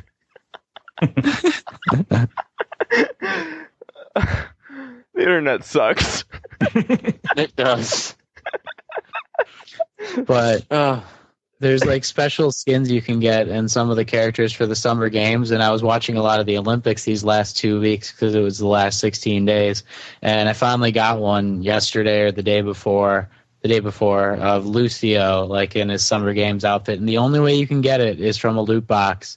You can either buy them or just keep playing the game, and eventually you get some. Like you get some emotes that you can never get or highlight intros as well. But really the skins are the meat of like what people really want. And I had a couple friends who have a few of them, but I kept not getting the actual skin, and I finally did, and it felt like, yes, I accomplished something. Cool. So who knows how long they're going to be available. It's only till the Summer Games ends, I think. But I like how they do that kind of tie-in. Some people are pissed off. They feel like they need to buy a bunch of loot boxes, but no, you don't. You can just be happy with getting one you maybe never could have gotten, you know? I don't think Blizzard handled the loot boxes the best way possible because they give too much junk in them. Like I had that same beef with the Mass Effect 3 multiplayer, but it's not as bad as it was in Mass Effect 3's because that one they held back characters and weapons and like made it like take forever to get like the characters classes you wanted, and in this one it's just cosmetic stuff, so I'm not going to be bothered by that. Yeah. Like, wow. I mean, I'd love my Olympic Rio Lucio, but I'm not going to lose any sleep over it. Right. Right. Yeah, it's mostly for the game, and that's like over the last couple of weeks I became really good at that and played it like exclusively one day, and it felt great to actually become good at a first-person shooter. I don't know if I ever have gotten to this level before, and so Julian, that's why I really wanted to push it, because like I feel unstoppable sometimes as like Diva. I go like 20 kills, 30 kills without dying a lot of the time, and it's like all the time now. It's How great. did we end up on Overwatch? Because Overwatch is that amazing. Yeah, Sure, it's just, okay. you should always talk about it. No, Julian was talking about getting good at Titanfall, and I was No, I know. almost I'm going to just play being like, Titanfall. wow, we are there. Yeah. Oh, The thing At is, least- Patrick, though, yeah. is that like those 20 or 30 kill streaks on Diva, if I was playing against you, you would get them off of me. Like they would just be me. Like, and that's the sad truth. Like I was playing a match on Titanfall 2, and literally like I knew that this one player could sense it. It was like, this guy sucks.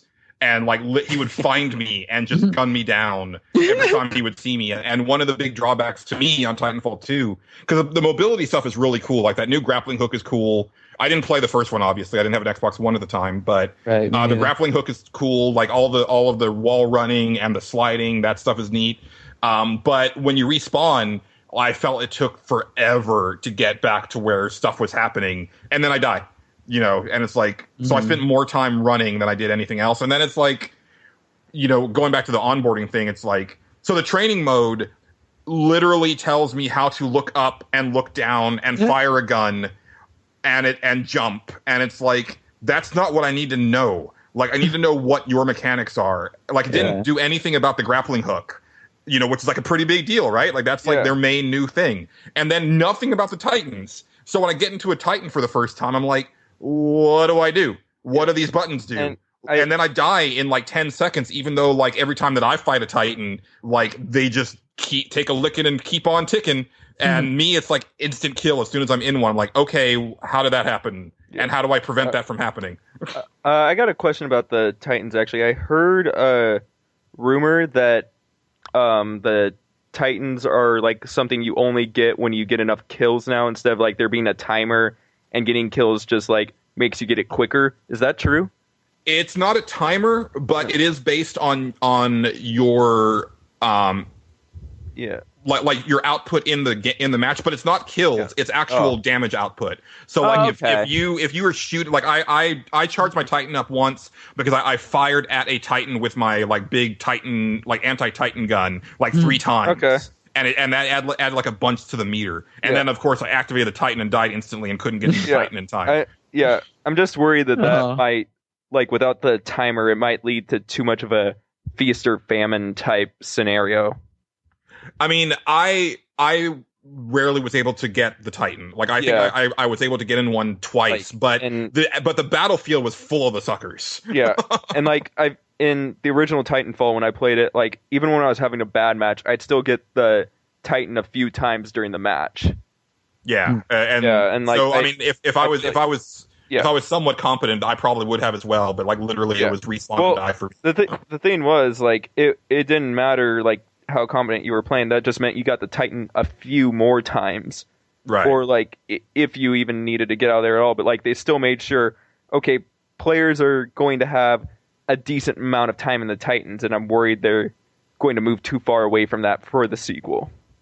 Yeah, I mean, it to me it seemed like, you know, all of the players who obviously play these games, I mean, they were getting Titans left and right. Like there were plenty on the field. It wasn't like this rare thing where it's like, oh, this guy has a Titan. You know, it was like, oh no, like these 5 guys have Titans. That's what I'm saying though. It might lead to too much of a feast or famine type game where like either you're in the Titan all the time or you're never in the Titan.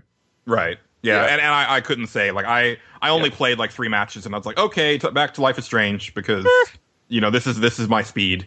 Yeah, I only have one question about Titanfall. Yes, sir. If you summon a robot and you don't get in the robot, do they call that pulling a Shinji? They should. The thing, robot. It actually kind of does, because what I notice is that if you don't get in it in time, then the Titan just starts to move on its own, and you can get into the Titan if you get close enough to it, but anybody else can, I think, as well.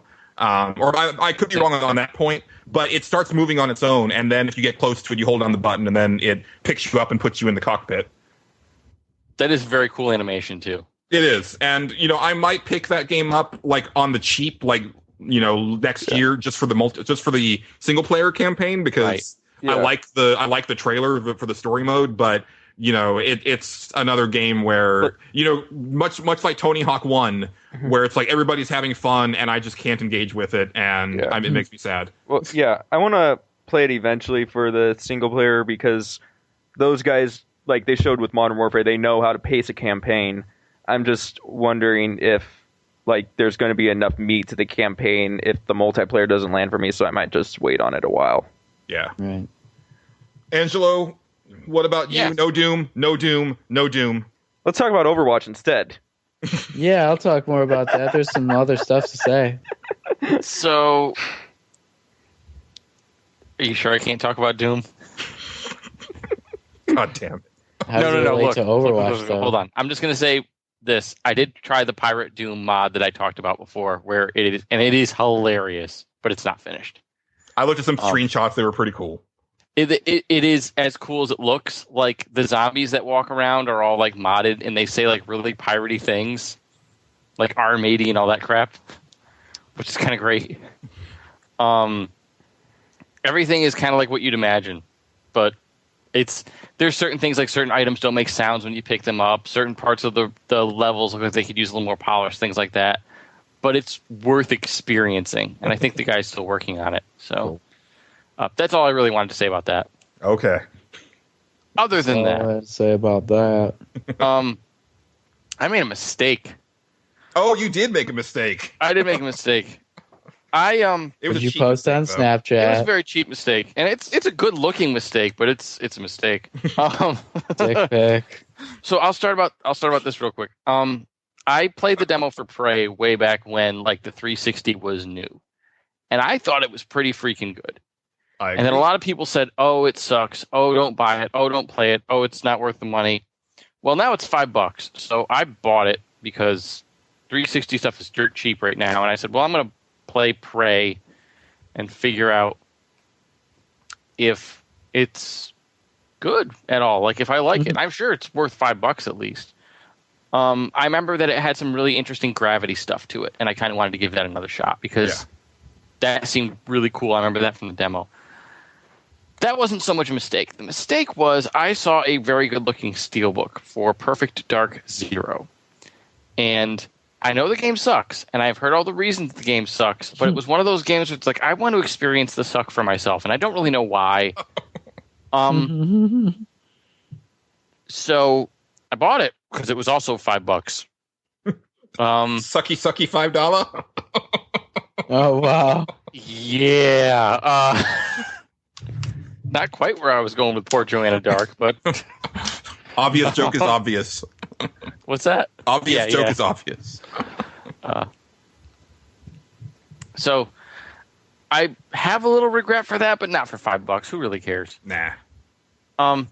Anyway, if you're approaching it as like, let me look at this as like a historical thing, as being like, this is the 360 launch game, you know. there's a funny story about that, and this story was going through my head when we picked it up on the Pixel Bit site chat ages ago. I was talking to someone, I don't remember who, and they were talking about Perfect Dark Zero, and I said I would never buy that game to really play that game, except to maybe check it out, and it would have to be dirt cheap. But maybe I'd want it as a collector's item, because I remember that thing was everywhere at the launch of the PC. There were screenshots, there were standees in the stores. It was on the box when you bought the 360. Like there was a big thing of Joanna Dark, and with her new redhead makeover, which I like, but some people didn't like it. And the game just turned out to not be all that great, because I guess they really tried to push it to fit that launch window. So yeah, I tried 10 minutes of it when in the rare replay, and I was just like, no, this is terrible. wow. I'm gonna play the original because that's a good game. You want to talk about hand holding? Like it literally puts like a lit path in front of you at all times. Well, yeah, and it does that because like without those arrows, you would be so lost. Like they couldn't figure out a way to guide you naturally, so they just put a bunch of arrows. These are not the same people that made these games on 64. They can't be, because they had really good level design. Yeah, Maybe they got too good. That's why they need those arrows. At least Nuts and Bolts was good.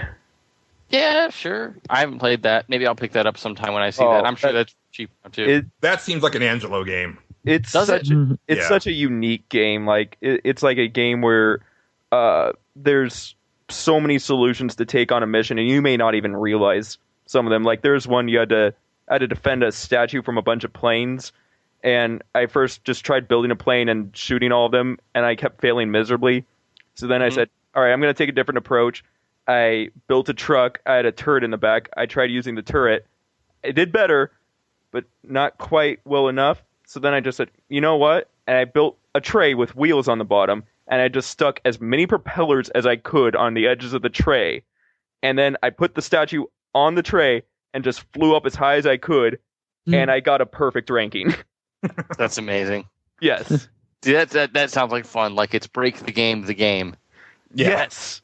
That sounds like fun. My only issue is every mission is timed, and that's the challenge, is like surviving this amount of time or doing it in this amount of time. I wish like they branched out a little more, but like considering how they approached it, I haven't played a game like it, and it's so brilliant. Yeah. Like I kind of had flashbacks to the end of BioShock when you were like a big daddy and you had to defend the little sister against splicers, and I was like, that was not fun when you were talking about that. But then you mentioned what you did to solve it, and that sounds fun. Yes. So, and like doing it itself wasn't fun, but just like I thought of this. The game gave me no hints at this. It just gave me the tools for it. This is completely my own idea. I love that.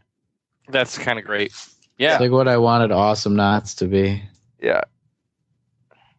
Or what yeah. was the other one? Where you wrote the words out and they appeared in the game. Scribblenauts. That's what I meant. Oh yeah. Yeah. I wish there was an M-rated version of that game. Oh man. I want Jesus and Muhammad to fight each other with dildos. We're all dead.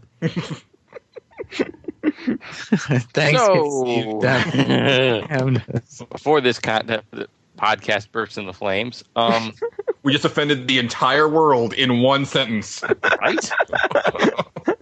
Well, actually, the Jews are probably still safe. There you go. I should get Moses in there too. And now we're done. South Park already did it.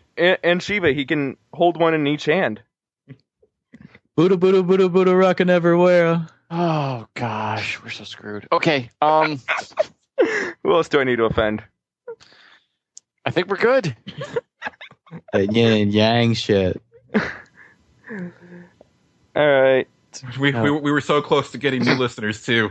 Oh, we had them. Oh, now we've got many more angry ones. What about atheists? Who could you throw in for atheists?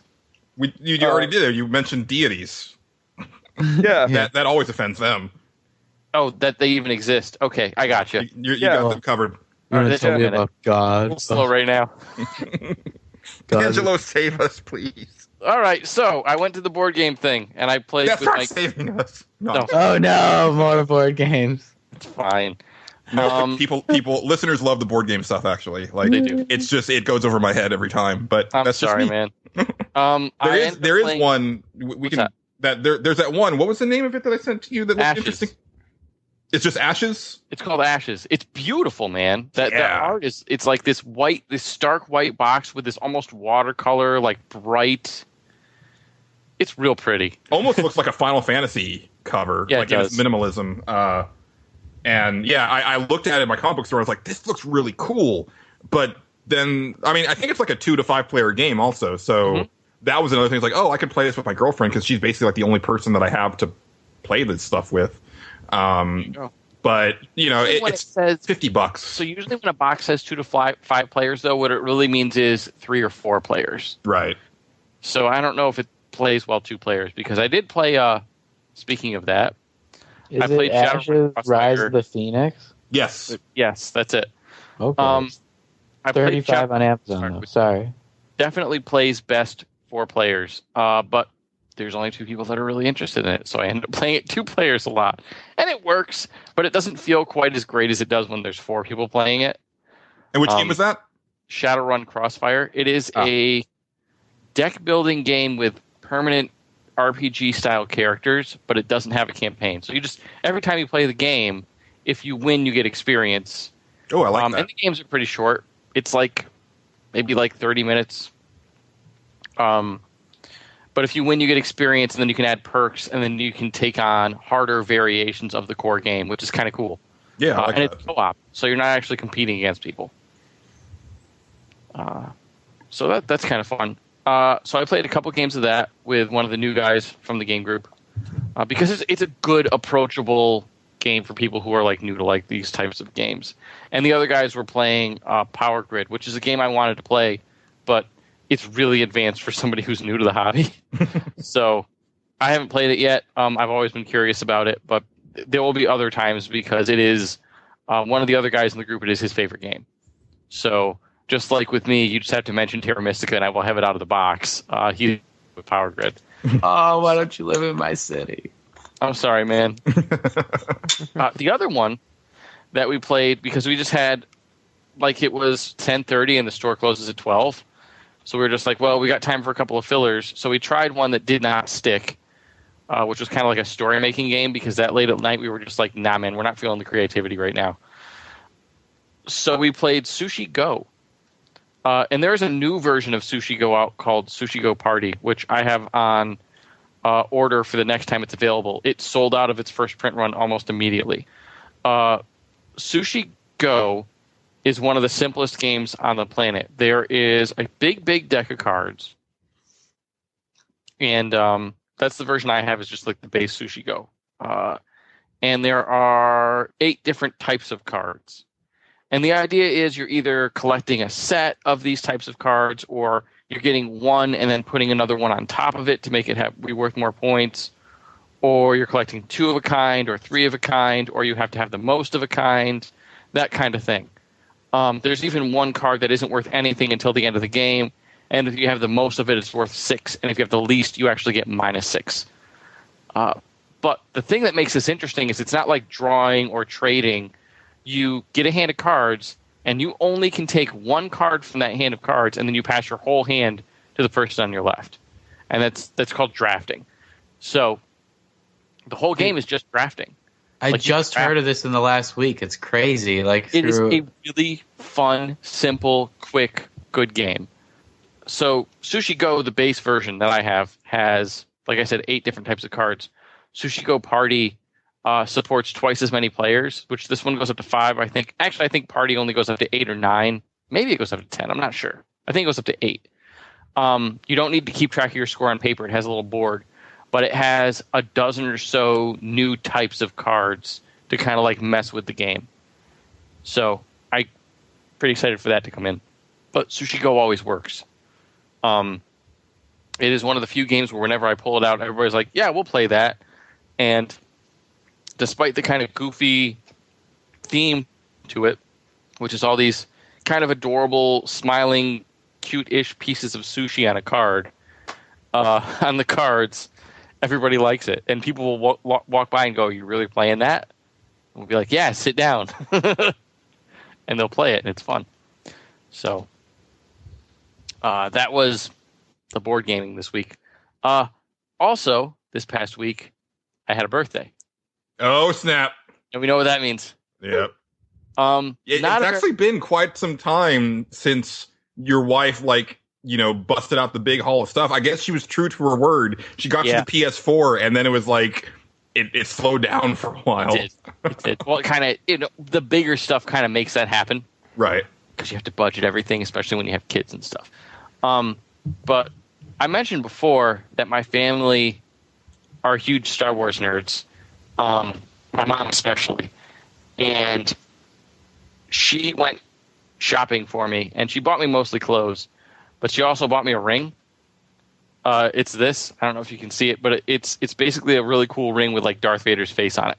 So I kind of wear that like when I'm going to like the game store or like on Fridays or stuff like that at work, because it's not something I would wear every day, but it's a pretty sweet looking ring. Do you make your fallen opponents kiss the ring? Like once you're victorious? The thought has crossed my mind. Excellent. Because it's the right type of ring. It's like the narrow band on the bottom that kind of like gets bigger on the top of your hand, and then it's flat, and that's where Darth Vader's face is. So nice. That was from my parents. My mom, I'm sure, picked it out because she is a huge Star Wars fan. So as far as the rest of the birthday haul, this is from like my wife and kids and stuff.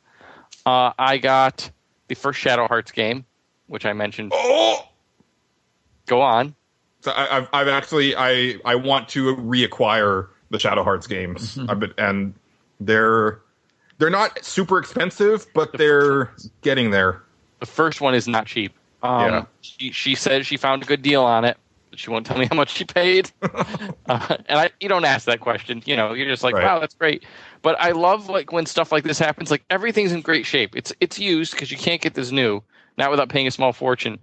But in there, somebody took like notes and put them on the back of like a little like piece that they tore out of a magazine.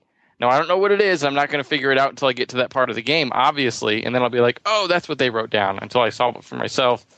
But I think it's kind of fun when stuff like that happens. Yeah, definitely. And I'm going to leave that. I did not throw that out. I was like, it's kind of like part of the game's legacy. I always feel bad like if I get a cartridge game and I have to delete somebody's save files in order to play it. Right. Because I feel like I kind of destroyed a piece of that game. But if I find a receipt for the game, like in the instruction manual or in the box, like I leave it. Yep. The other thing she bought me, kind of unbidden, but she knows because I talk about these games constantly. She bought me the last game in the Zero Escape series. So this is Zero Time Dilemma. Nice. It's the Vita game that comes after 999 and Virtue's Last Reward. Oh yeah. And it's funny when I think about it because the first one was on DS, the second one was on 3DS, and the last one's on Vita. But it's almost like they're kind of like one per system as they progress. Yeah, just constantly upgrading. The next one will be on NX. Actually, I think this is the last one, but I won't know until I play it. Wasn't the new one on 3DS also? Virtue's Last Reward was on 3DS, and then they made a Vita port. Yeah. But this one, I believe, is just on Vita. I don't think it's on 3DS. Huh. Yeah, I got the middle one in PS Plus. That's definitely, it was ported, but the last one's 3DS exclusive. I think it's like the last big one. The Vita one? Yeah. It's Vita exclusive? My bad, yeah. Last Vita exclusive. I'm just messing with you. I know what you meant. And people say you can start with the second one. I would say just to get the full scope of what's going on. If you're a big story person, and I don't know why you'd play these games if you weren't, I would say play 999 first. Start with that. Do them in order. I don't know if the system is all worked out, though, and like the kinks of another game that I just tried to get back into that's story-driven, Danganronpa, is like pretty similar, and I was just like, man, I really want to be in the second game or the third one where they like don't belabor the issue and some of the techniques they have to like keeping the trials going in it. I beat the first trial, but it was like an hour long, and I had solved it right at the beginning. And like I told you about this, not getting through it the first couple times, and I was just wondering, like, would the first game be anything like that compared to the second and third? Like, do they more streamline it? Or? So the first game, the answer to your question is kind of yes and no. There is no big screw you to the 999 games. Like, you can't die/fail. You can just get different endings. And you can get a whole bunch of different endings. But in the first one, I think there's only a handful you want.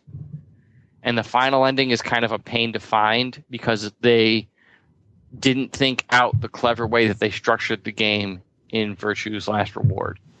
So it's kind of dated in that respect. If they make a reprint of it in a different version, they might remedy that in some way. If not, try to find a spoiler-free guide and kind of play through that one. But I would never, ever recommend using a guide for the Virtue's Last Reward. Just play that. Mm-hmm. Because the game will tell you, okay, you closed off this, now you can do this, in a very, very nice way that actually has story justification, which is pretty cool. The last thing I ended up getting, and Julian will recognize this, but Grand Kingdom for PS4. I thought you'd picked that up already. I had not. That's why I was asking you about it, because I was thinking about picking it up.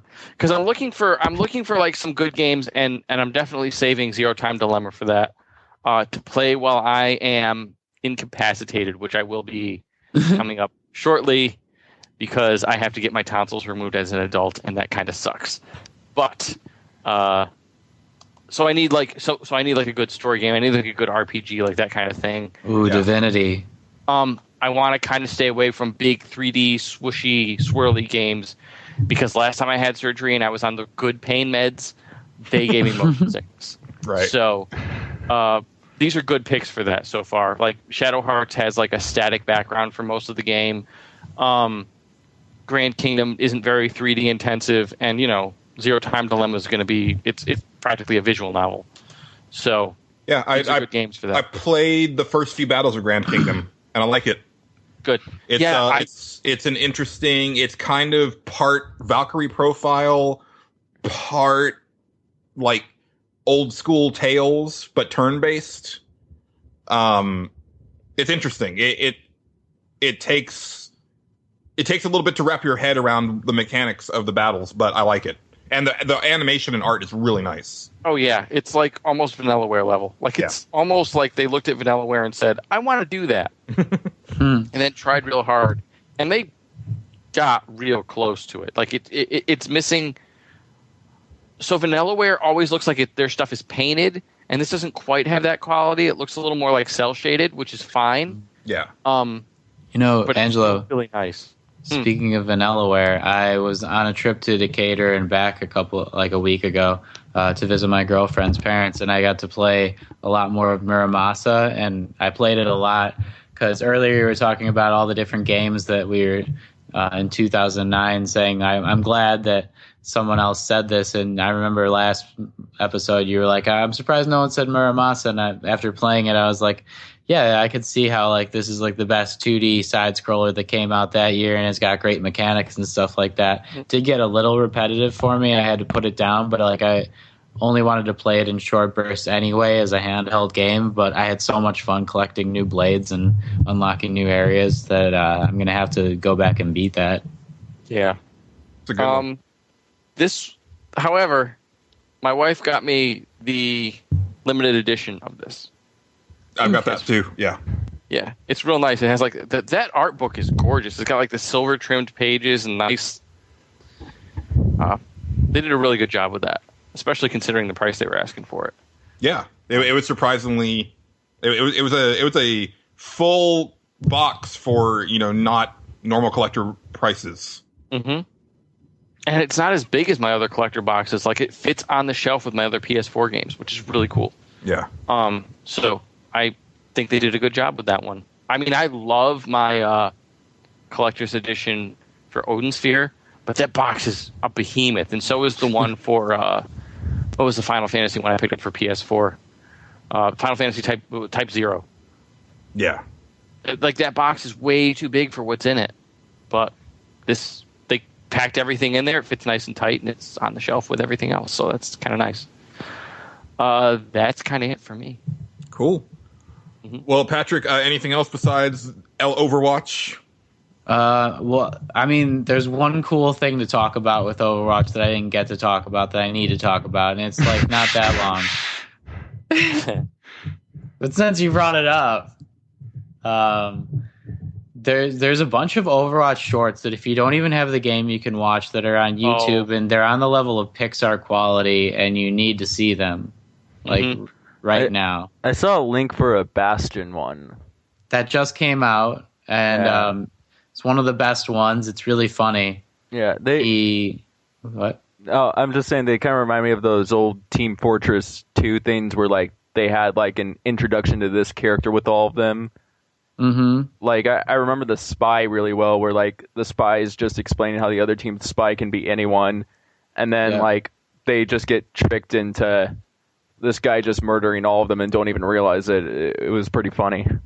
And they're totally on that level of quality. Yeah. I love Team Fortress. That's my second favorite, probably first-person shooter, like multiplayer game after the Overwatch now, which will not be overtaken for a long time because I love that game so much. Yeah. You need to see that not only for the regular story, but there's secrets in each trailer for like upcoming characters. They did it with Anna, which is the first new character, and that was like debunked in a day. But the myth that's out right now for the new character is like been ongoing for 2 weeks, and like the developers have given continuous hints, and they're like really stumped, and like a lot of people are like putting it through different codexes and stuff, and like they even made a Overwatch song trying to take what was like a picture of the moon in a certain place and like unwrapping it so that it looked like a MIDI file. It's crazy how far it's gone to try to figure out like the clues that the developers have been giving, and the developers are like, no, it's not that hard. I can't believe you guys are doing this. It's just funny to see these people like try so hard and stumble over what I'm not even sure what they're looking for right now. Just basically clues as to who the new character is, but like the way that it's gone has like taken on a cult status a la like The Binding of Isaac and other recent augmented reality games. Maybe you could even say Pokemon Go, where like people trying to figure this out in the real world, and it's fun to see that kind of a thing go on, and it's ongoing now. Remember when developers just announced a new thing, and that's when you found out about it? I miss those magazine days when it was like you got the one preview and then the next month it came out. Yeah. What if there were secret codes in those magazines that no one ever found out about? There were. Yeah. The Konami code. Yeah. I just remember loving those issues of the E3 issues of IGN. I mean of EGM. Yeah, they were magical. They were. Yeah. I have been reading a lot, not like magazines, but besides Overwatch, which I play a few matches a day, and has ended its first season, so there's not really much use to play it until September anyway. I've been reading a lot of this humongous book, Gravity's Rainbow, and anybody who's interested in World War II books or best books ever, books like you need to read before you die, like this should be at the top of your list. It's like easily my top 3 already of all time. I'm only like 200 something pages in out of 750, but like it's gripping in a way that a book hasn't been for me in like years, and it's just like everything you would want in a World War II book and more, like in ways that are hilarious, like songs that are about dicks or something, but also like surreal ways, like talking toasters or an octopus that tries to hurt a girl, like interwoven with like this World War II drama that's like really normal, but like there's just like dream sequences and stuff that go in and out that make the book like everything it could possibly be, as far as like a postmodernist post-traumatic stress war novel that you could see like the world degrading over time with. Like it's the most well-written it could possibly be, and the best possible story probably I've seen in a World War II book, and just something everybody should read. Okay. I need to start reading again. I've been off that kick for quite some time, and I feel bad about it. The cool thing about this guy, though, Julian, is like he's so mysterious. There's only one published picture of him, Thomas Pynchon.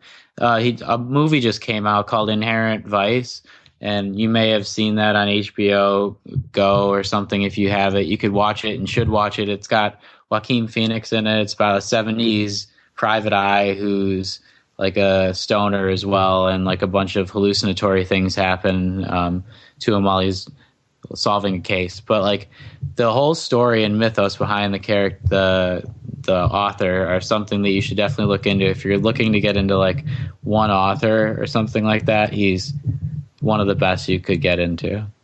Cool. Well, I think we're going to get into Chrono Crossing. This one's going a little long. Let's cue that music.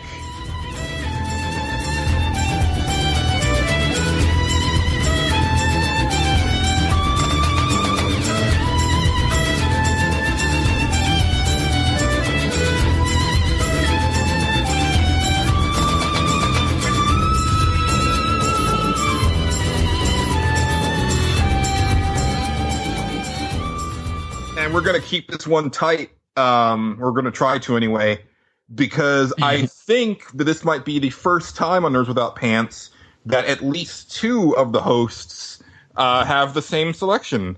So, Patrick, what was your game of 2008? Because that's the year that we were Chrono Crossing back to. Damn, and that's hard because there's a bunch of different kinds of games you could pick. Like I played a lot, like personally that meant a lot to me, but I tried to go with like the most groundbreaking one.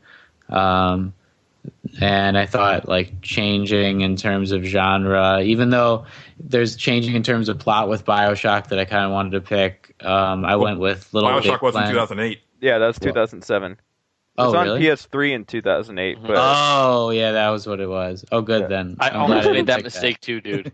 Okay. Well, I went with Little Big Planet anyway. Oh, I was wrong. Oh, yeah?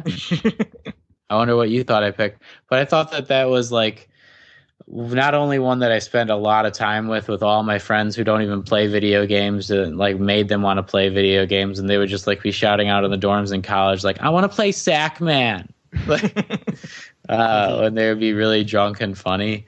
And we would like just customize characters, but also because it was actually a tough platformer, and I got one of my harder golds in that game, like not dying in any of the levels, or like beating every single level without dying.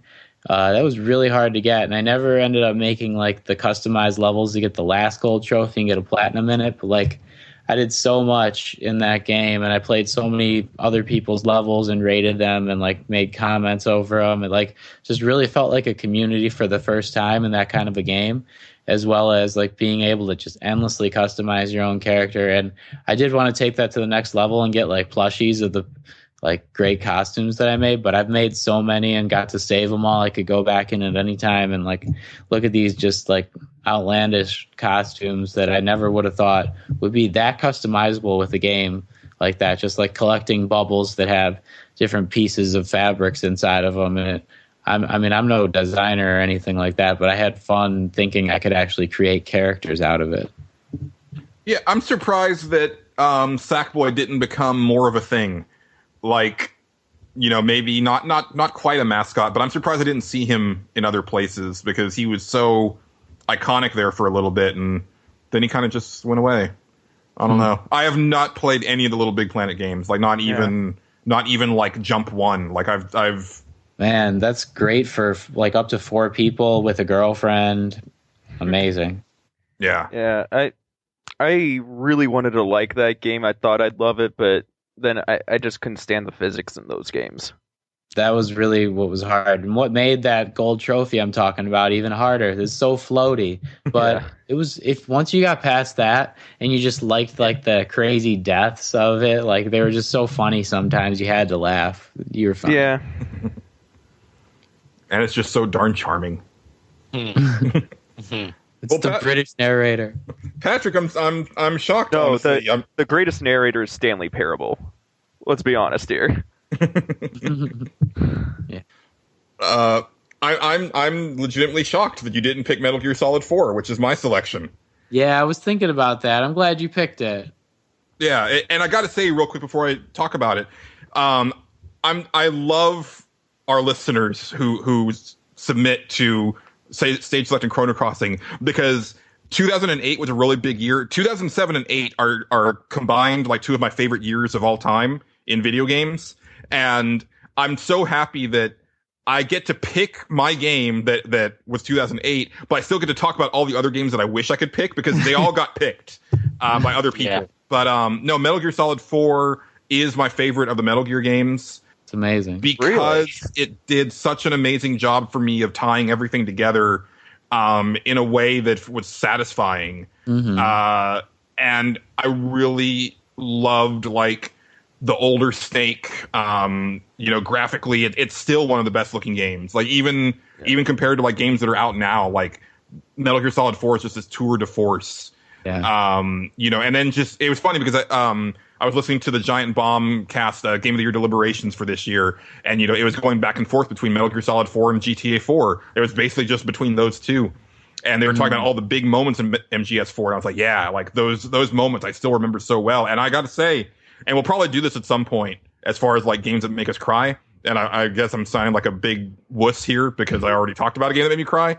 But when you get back to Shadow Moses Island on Metal Gear Solid 4, and they start playing the ending theme from Metal Gear Solid 1, like, just tears, like, streaming down my face, because I was like, we've come so far, and, like, we're back here, and it's just this beautiful moment, and it looks light years better than what it did back in 1998, and, like, it was just, like, it wasn't just a journey for Solid Snake, it was, like, a journey for me in life, you know, like through gaming, and it just hit me in this very, very poignant and impactful way. Now I will qualify it that I haven't gone back and played it since.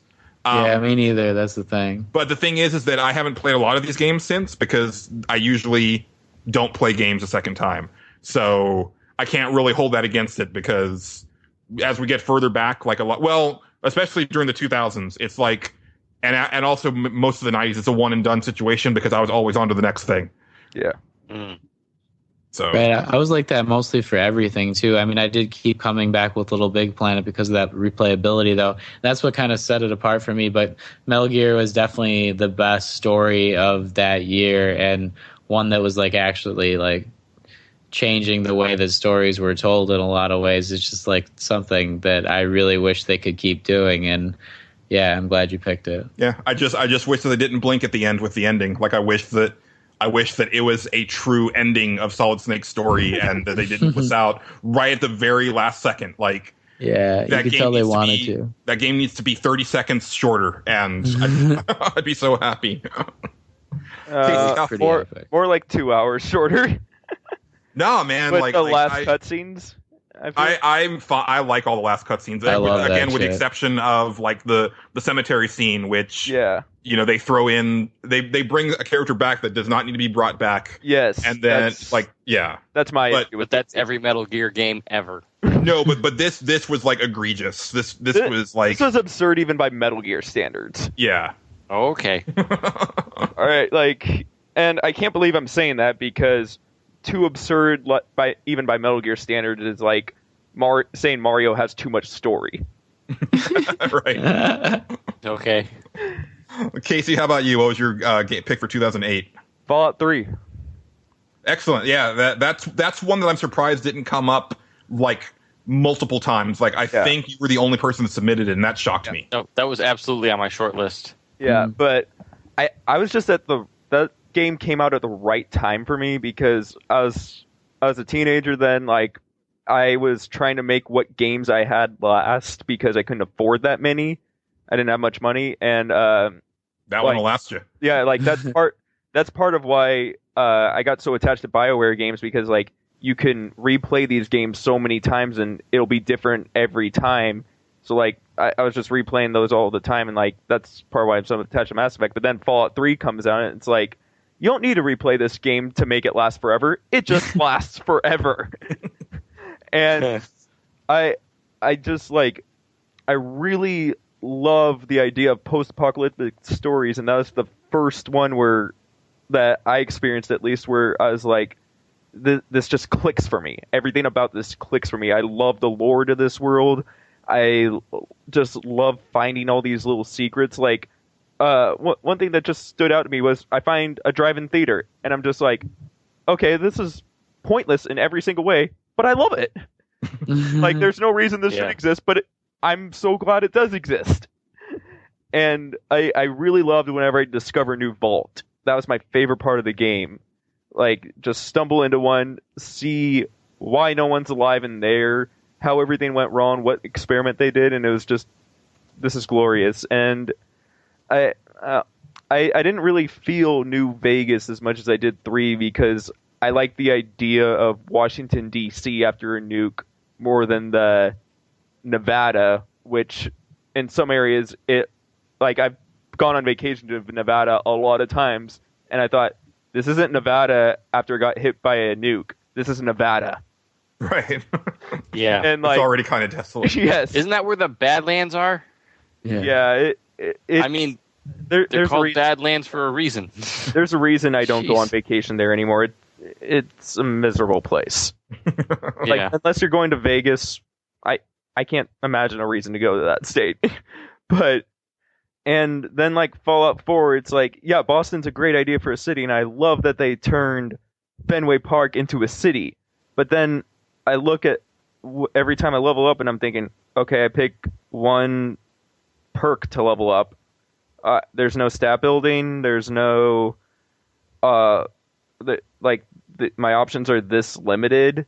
Like, I wasn't motivated to level up, even though the shooting was so much better. I'd rather be playing Fallout 3, to be honest. I want to like put a bunch of. I want to see numbers go up every time I level up, like just a bunch of different numbers, and then like I thought its perks were more interesting too, and I think the Capital Wasteland was just like the perfect setting for the Fallout series because you see our nation's capital and like all this American history and patriotism is just such a big theme in the series, and you get to like just see how like the remains of this once great country that we now live in, but like it's kind of different because the Fallout is an alternate timeline, and I really love like how all the technology worked too. It's like, okay, these are kind of sci-fi things, but they're using like older models if we didn't come up with certain inventions. This is like how the 50s imagined the future, not like what the future actually will be. Yeah. Yeah. One weird thing that I always loved is how when you walked up to a computer in the Fallout universe, you never walked up to a computer, you walked up to a terminal. Yes. And that's actually accurate. Yeah. You know, I mean, like they would have been looking at mainframe computing back then. They wouldn't have had PCs or anything like that. Nope. And there's also this cool idea of like somewhere like in the dark recesses of this world is this giant mainframe computer that's still running somehow. It's kind of like, I don't know, that idea is just really cool to me. Hey guys, remember when people were really pissed at the existence of Fallout 3 before it came out because they thought it was going to ruin the series? And then remember how Fallout 3 became one of the most successful games of the last generation? Remember that? Yeah, and remember how those people were still miserable because it wasn't the Fallout game that they wanted? Even though a $60 Fallout game that they wanted wouldn't be viable in the market it was released. Right. Yeah. Well, not with the level of... Yeah. You couldn't do that. You just couldn't do it. Like, not a Bethesda game. It would have had to be you got Wasteland 2. Just be happy you got that. There you go. I do think that there's room for them to do like a smaller scale, like strategy RPG a la like XCOM with the Fallout universe. Yeah, I was hoping there'd be like a spin-off on the 3DS that like was the older style Fallout, but Bethesda doesn't bother with Nintendo anything. But the older style Fallout was way less intensive to build and all, you know, just you can't with the demands people put on games these days, you could not build a game like that. No, but I think you could if it's a smaller scope. Like, sure. I think, you know, like the Banner Saga is like a good example of, you know, an older style art style that still is successful. But Angelo, I've literally got no idea. Yeah. Oh no? What your 2008 is. Okay. Do you want me to just get right to it? Yeah. Lost Odyssey. Oh, whoa. Okay. Yeah. I didn't. Yeah. I was thinking it was going to be. I thought it was going to be Mirror's Edge. Yeah, I made the mistake of saying Mirror's Edge on the last show. It actually came out this year. But all the ports were apparently the next year, so whatever. And there were a couple of other ones on there that I really liked too. But yeah, Lost Odyssey like hit the nostalgia real hard for me. Yeah. And I just, man, the music in that is so good. And it was like the Final Fantasy game I wanted that I wasn't getting. Yeah. If that makes any sense? Yeah. That makes perfect sense. So that's really kind of why that was my game that year. Lots of great games came out this year. Like there were just some, like there are games that didn't even make my short list that I really loved. Mm-hmm.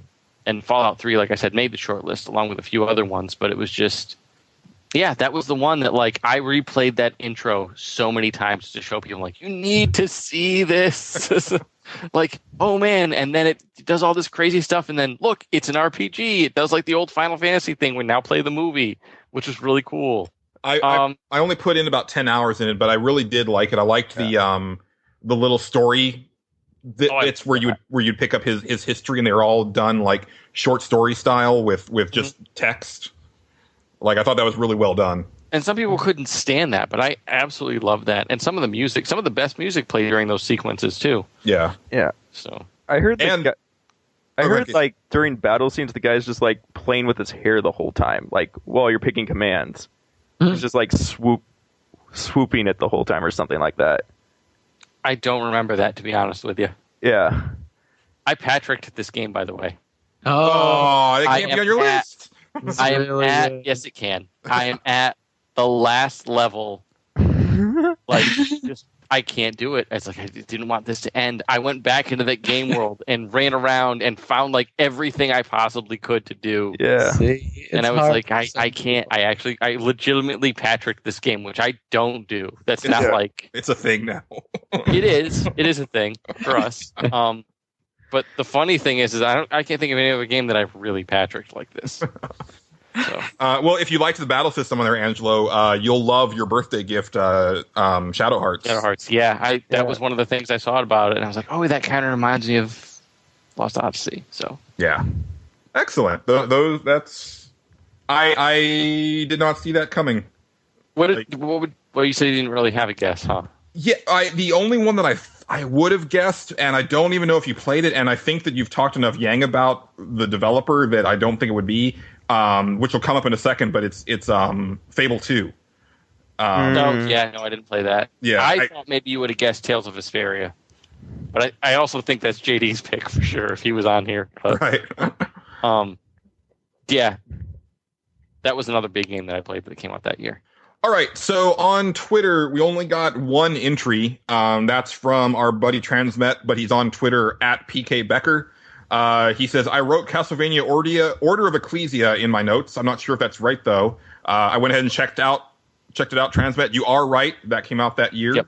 That game is great. I could not finish it. It was really hard. Too. Really super duper hard. Yeah, I was in the same boat. I couldn't finish it. Yeah, I don't know. I got to a boss that I just could not overcome. It was just super duper hard for me. And typically those Castlevania games of that style are pretty easy for me. The only one that I had trouble with was Harmony of Dissonance, and that was more because I got lost. It wasn't because of the challenge of the enemies. I straight up didn't know where to go next for the longest time. So that's a good one. And I think that's actually the prettiest of the Castlevania games from Iga. The animation on Ecclesia is really, really nice. It was gorgeous. Yeah. And just the spell effects also, they were really well animated. Yeah. Then over at Pixelbit, this is where we got the bulk of our entries. You can go to pixelbit.com and then get on the comments for this episode, for the next one, or what have you. I'll just go down the list. Michael117 says it's between Mirror's Edge and Fable 2. And this is why I love this. Because well, I'll get to it. He says, I have to pick Fable 2 because I don't think I've ever been as satisfied with a sequel in my life. I hung on to every word coming out of Lionhead Studios prior to release, and I nerded out about Fable 2 the way superhero movie fans do in 2016 about every scrap of news they find. Even with that unfair amount of hype, I still played the final game, was blown away. For 2 weeks, Fable became my life. When I went to sleep, I could still hear the amazing soundtrack and the dry, comical banter of the NPCs in my dreams. Rest in peace, Lionhead Studios, and rest in peace, Fable. It was really unique, weird, and utterly fascinating while it lasted. I really wanted to put Fable 2. I was really close to putting Fable 2 because it's a game that has a lot of flaws, but it's a game that I've already played to completion twice and keep wanting to go back to even now because I really love the world of Albion and I love the sense of humor of that series and I love the way that choice, manifests itself in the game mechanics and stuff. If it was any other year, not going up against Metal Gear Solid 4, it would have been my Chrono Crossing pick. But I'm glad that Michael picked it because then I can talk about it and say how much I love it. And you get a dog, so the dog was actually why I bought that game. Yeah, no, I'm not even joking. They're like it looked like a cool game, but then I saw you get a dog. This is your companion. He's with you the whole game. I'm like, sold. I don't care about anything else about that game. I get a dog. That's all that matters. That's actually why I actually picked up Call of Duty Ghosts for that reason also. Like, what about Metal Gear Solid 5? Oh yeah. Oh my god. This was actually pretty hilarious. Like there's I was just trying to convince my friends that like why they should get Metal Gear Solid 5 and like I'm going, guys, it has a dog with an eye patch, and one of them yells at me, Casey, you like games for the stupidest reasons. Yeah. Let's see. We got a lot of comments on our last episode, so let me skim through real quick. We only got one other Chrono Crossing pick. I am surprised. I thought we had more than that, but we just had a ton of people chatting about the last episode, so I thought there were more. The last one comes in from our buddy Extrian, who says his Chrono Crossing 2008 pick is Prince of Persia, which is another. I'm glad I got to talk about this one too, because it's another really great game that year. He says there were plenty of awesome games in 2008, so this was hard, but the one I look back most fondly on is this one. I played and enjoyed the first Prince of Persia remake on the original Xbox, but it didn't grab me like the moment I saw this one. The graphics are still amazing to me. Still praying for a Zelda in the same style. Yes, that would be cool. The chemistry between the main characters was special. Combat was fun and fairly challenging, and even the story was great. I really wanted to see a sequel, but it never came. And I think I've talked a lot on this show about my love of Prince of Persia 2008, but it always bears repeating. I think it's one of the best duos in a game. I think the Prince and Elika are just a really great couple, and I think they work well together, and I loved their banter, and I think it's a gorgeous looking game. Like, it's one of those games that their choices with the art style makes it hold up, and it will probably hold up better over time than some of the other games we've talked about, just because it looks like a piece of art.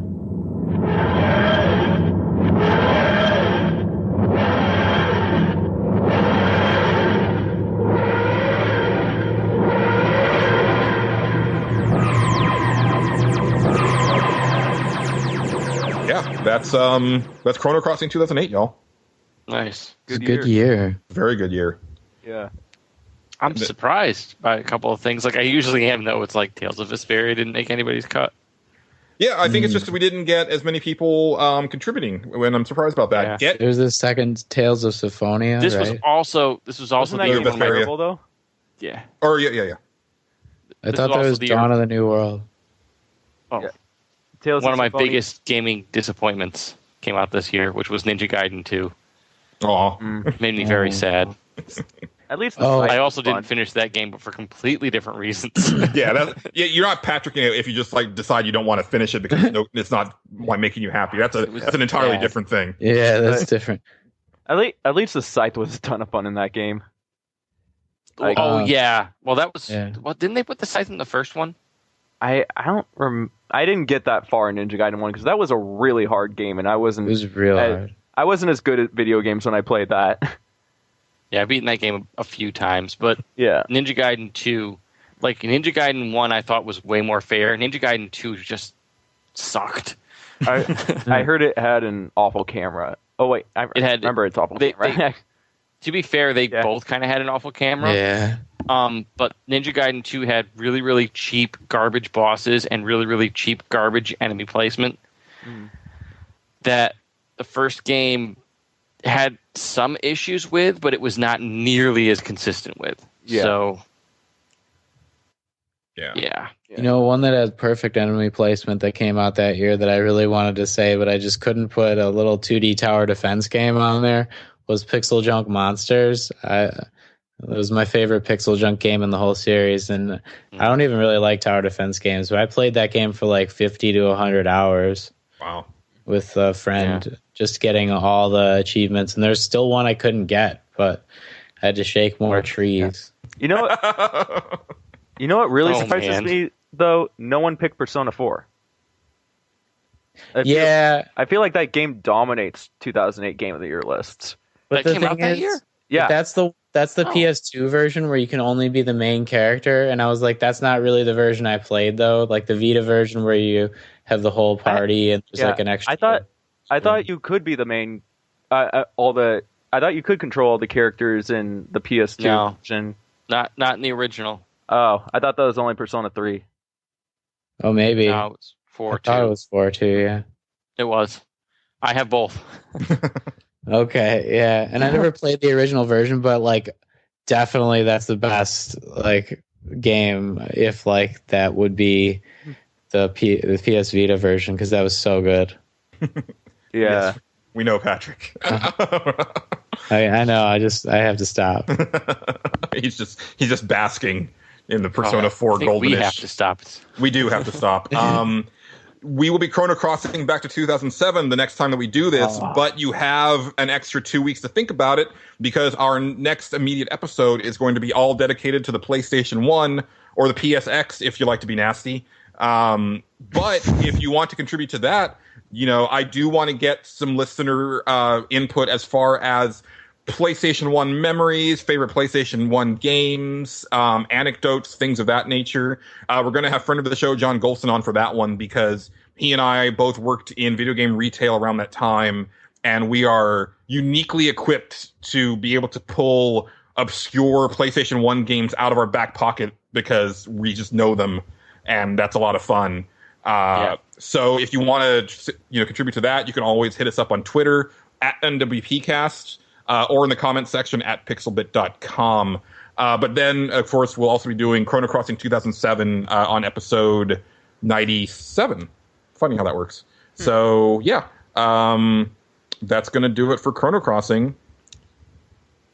And I think that's also going to do it for Nerds Without Pants. Forever? Not forever. We'll be back in 2 weeks. Okay. Bye forever, everyone. Casey, thank you so much for joining us again. This was fun. We need to have you on more often. Yeah, definitely agree. Yeah, dude.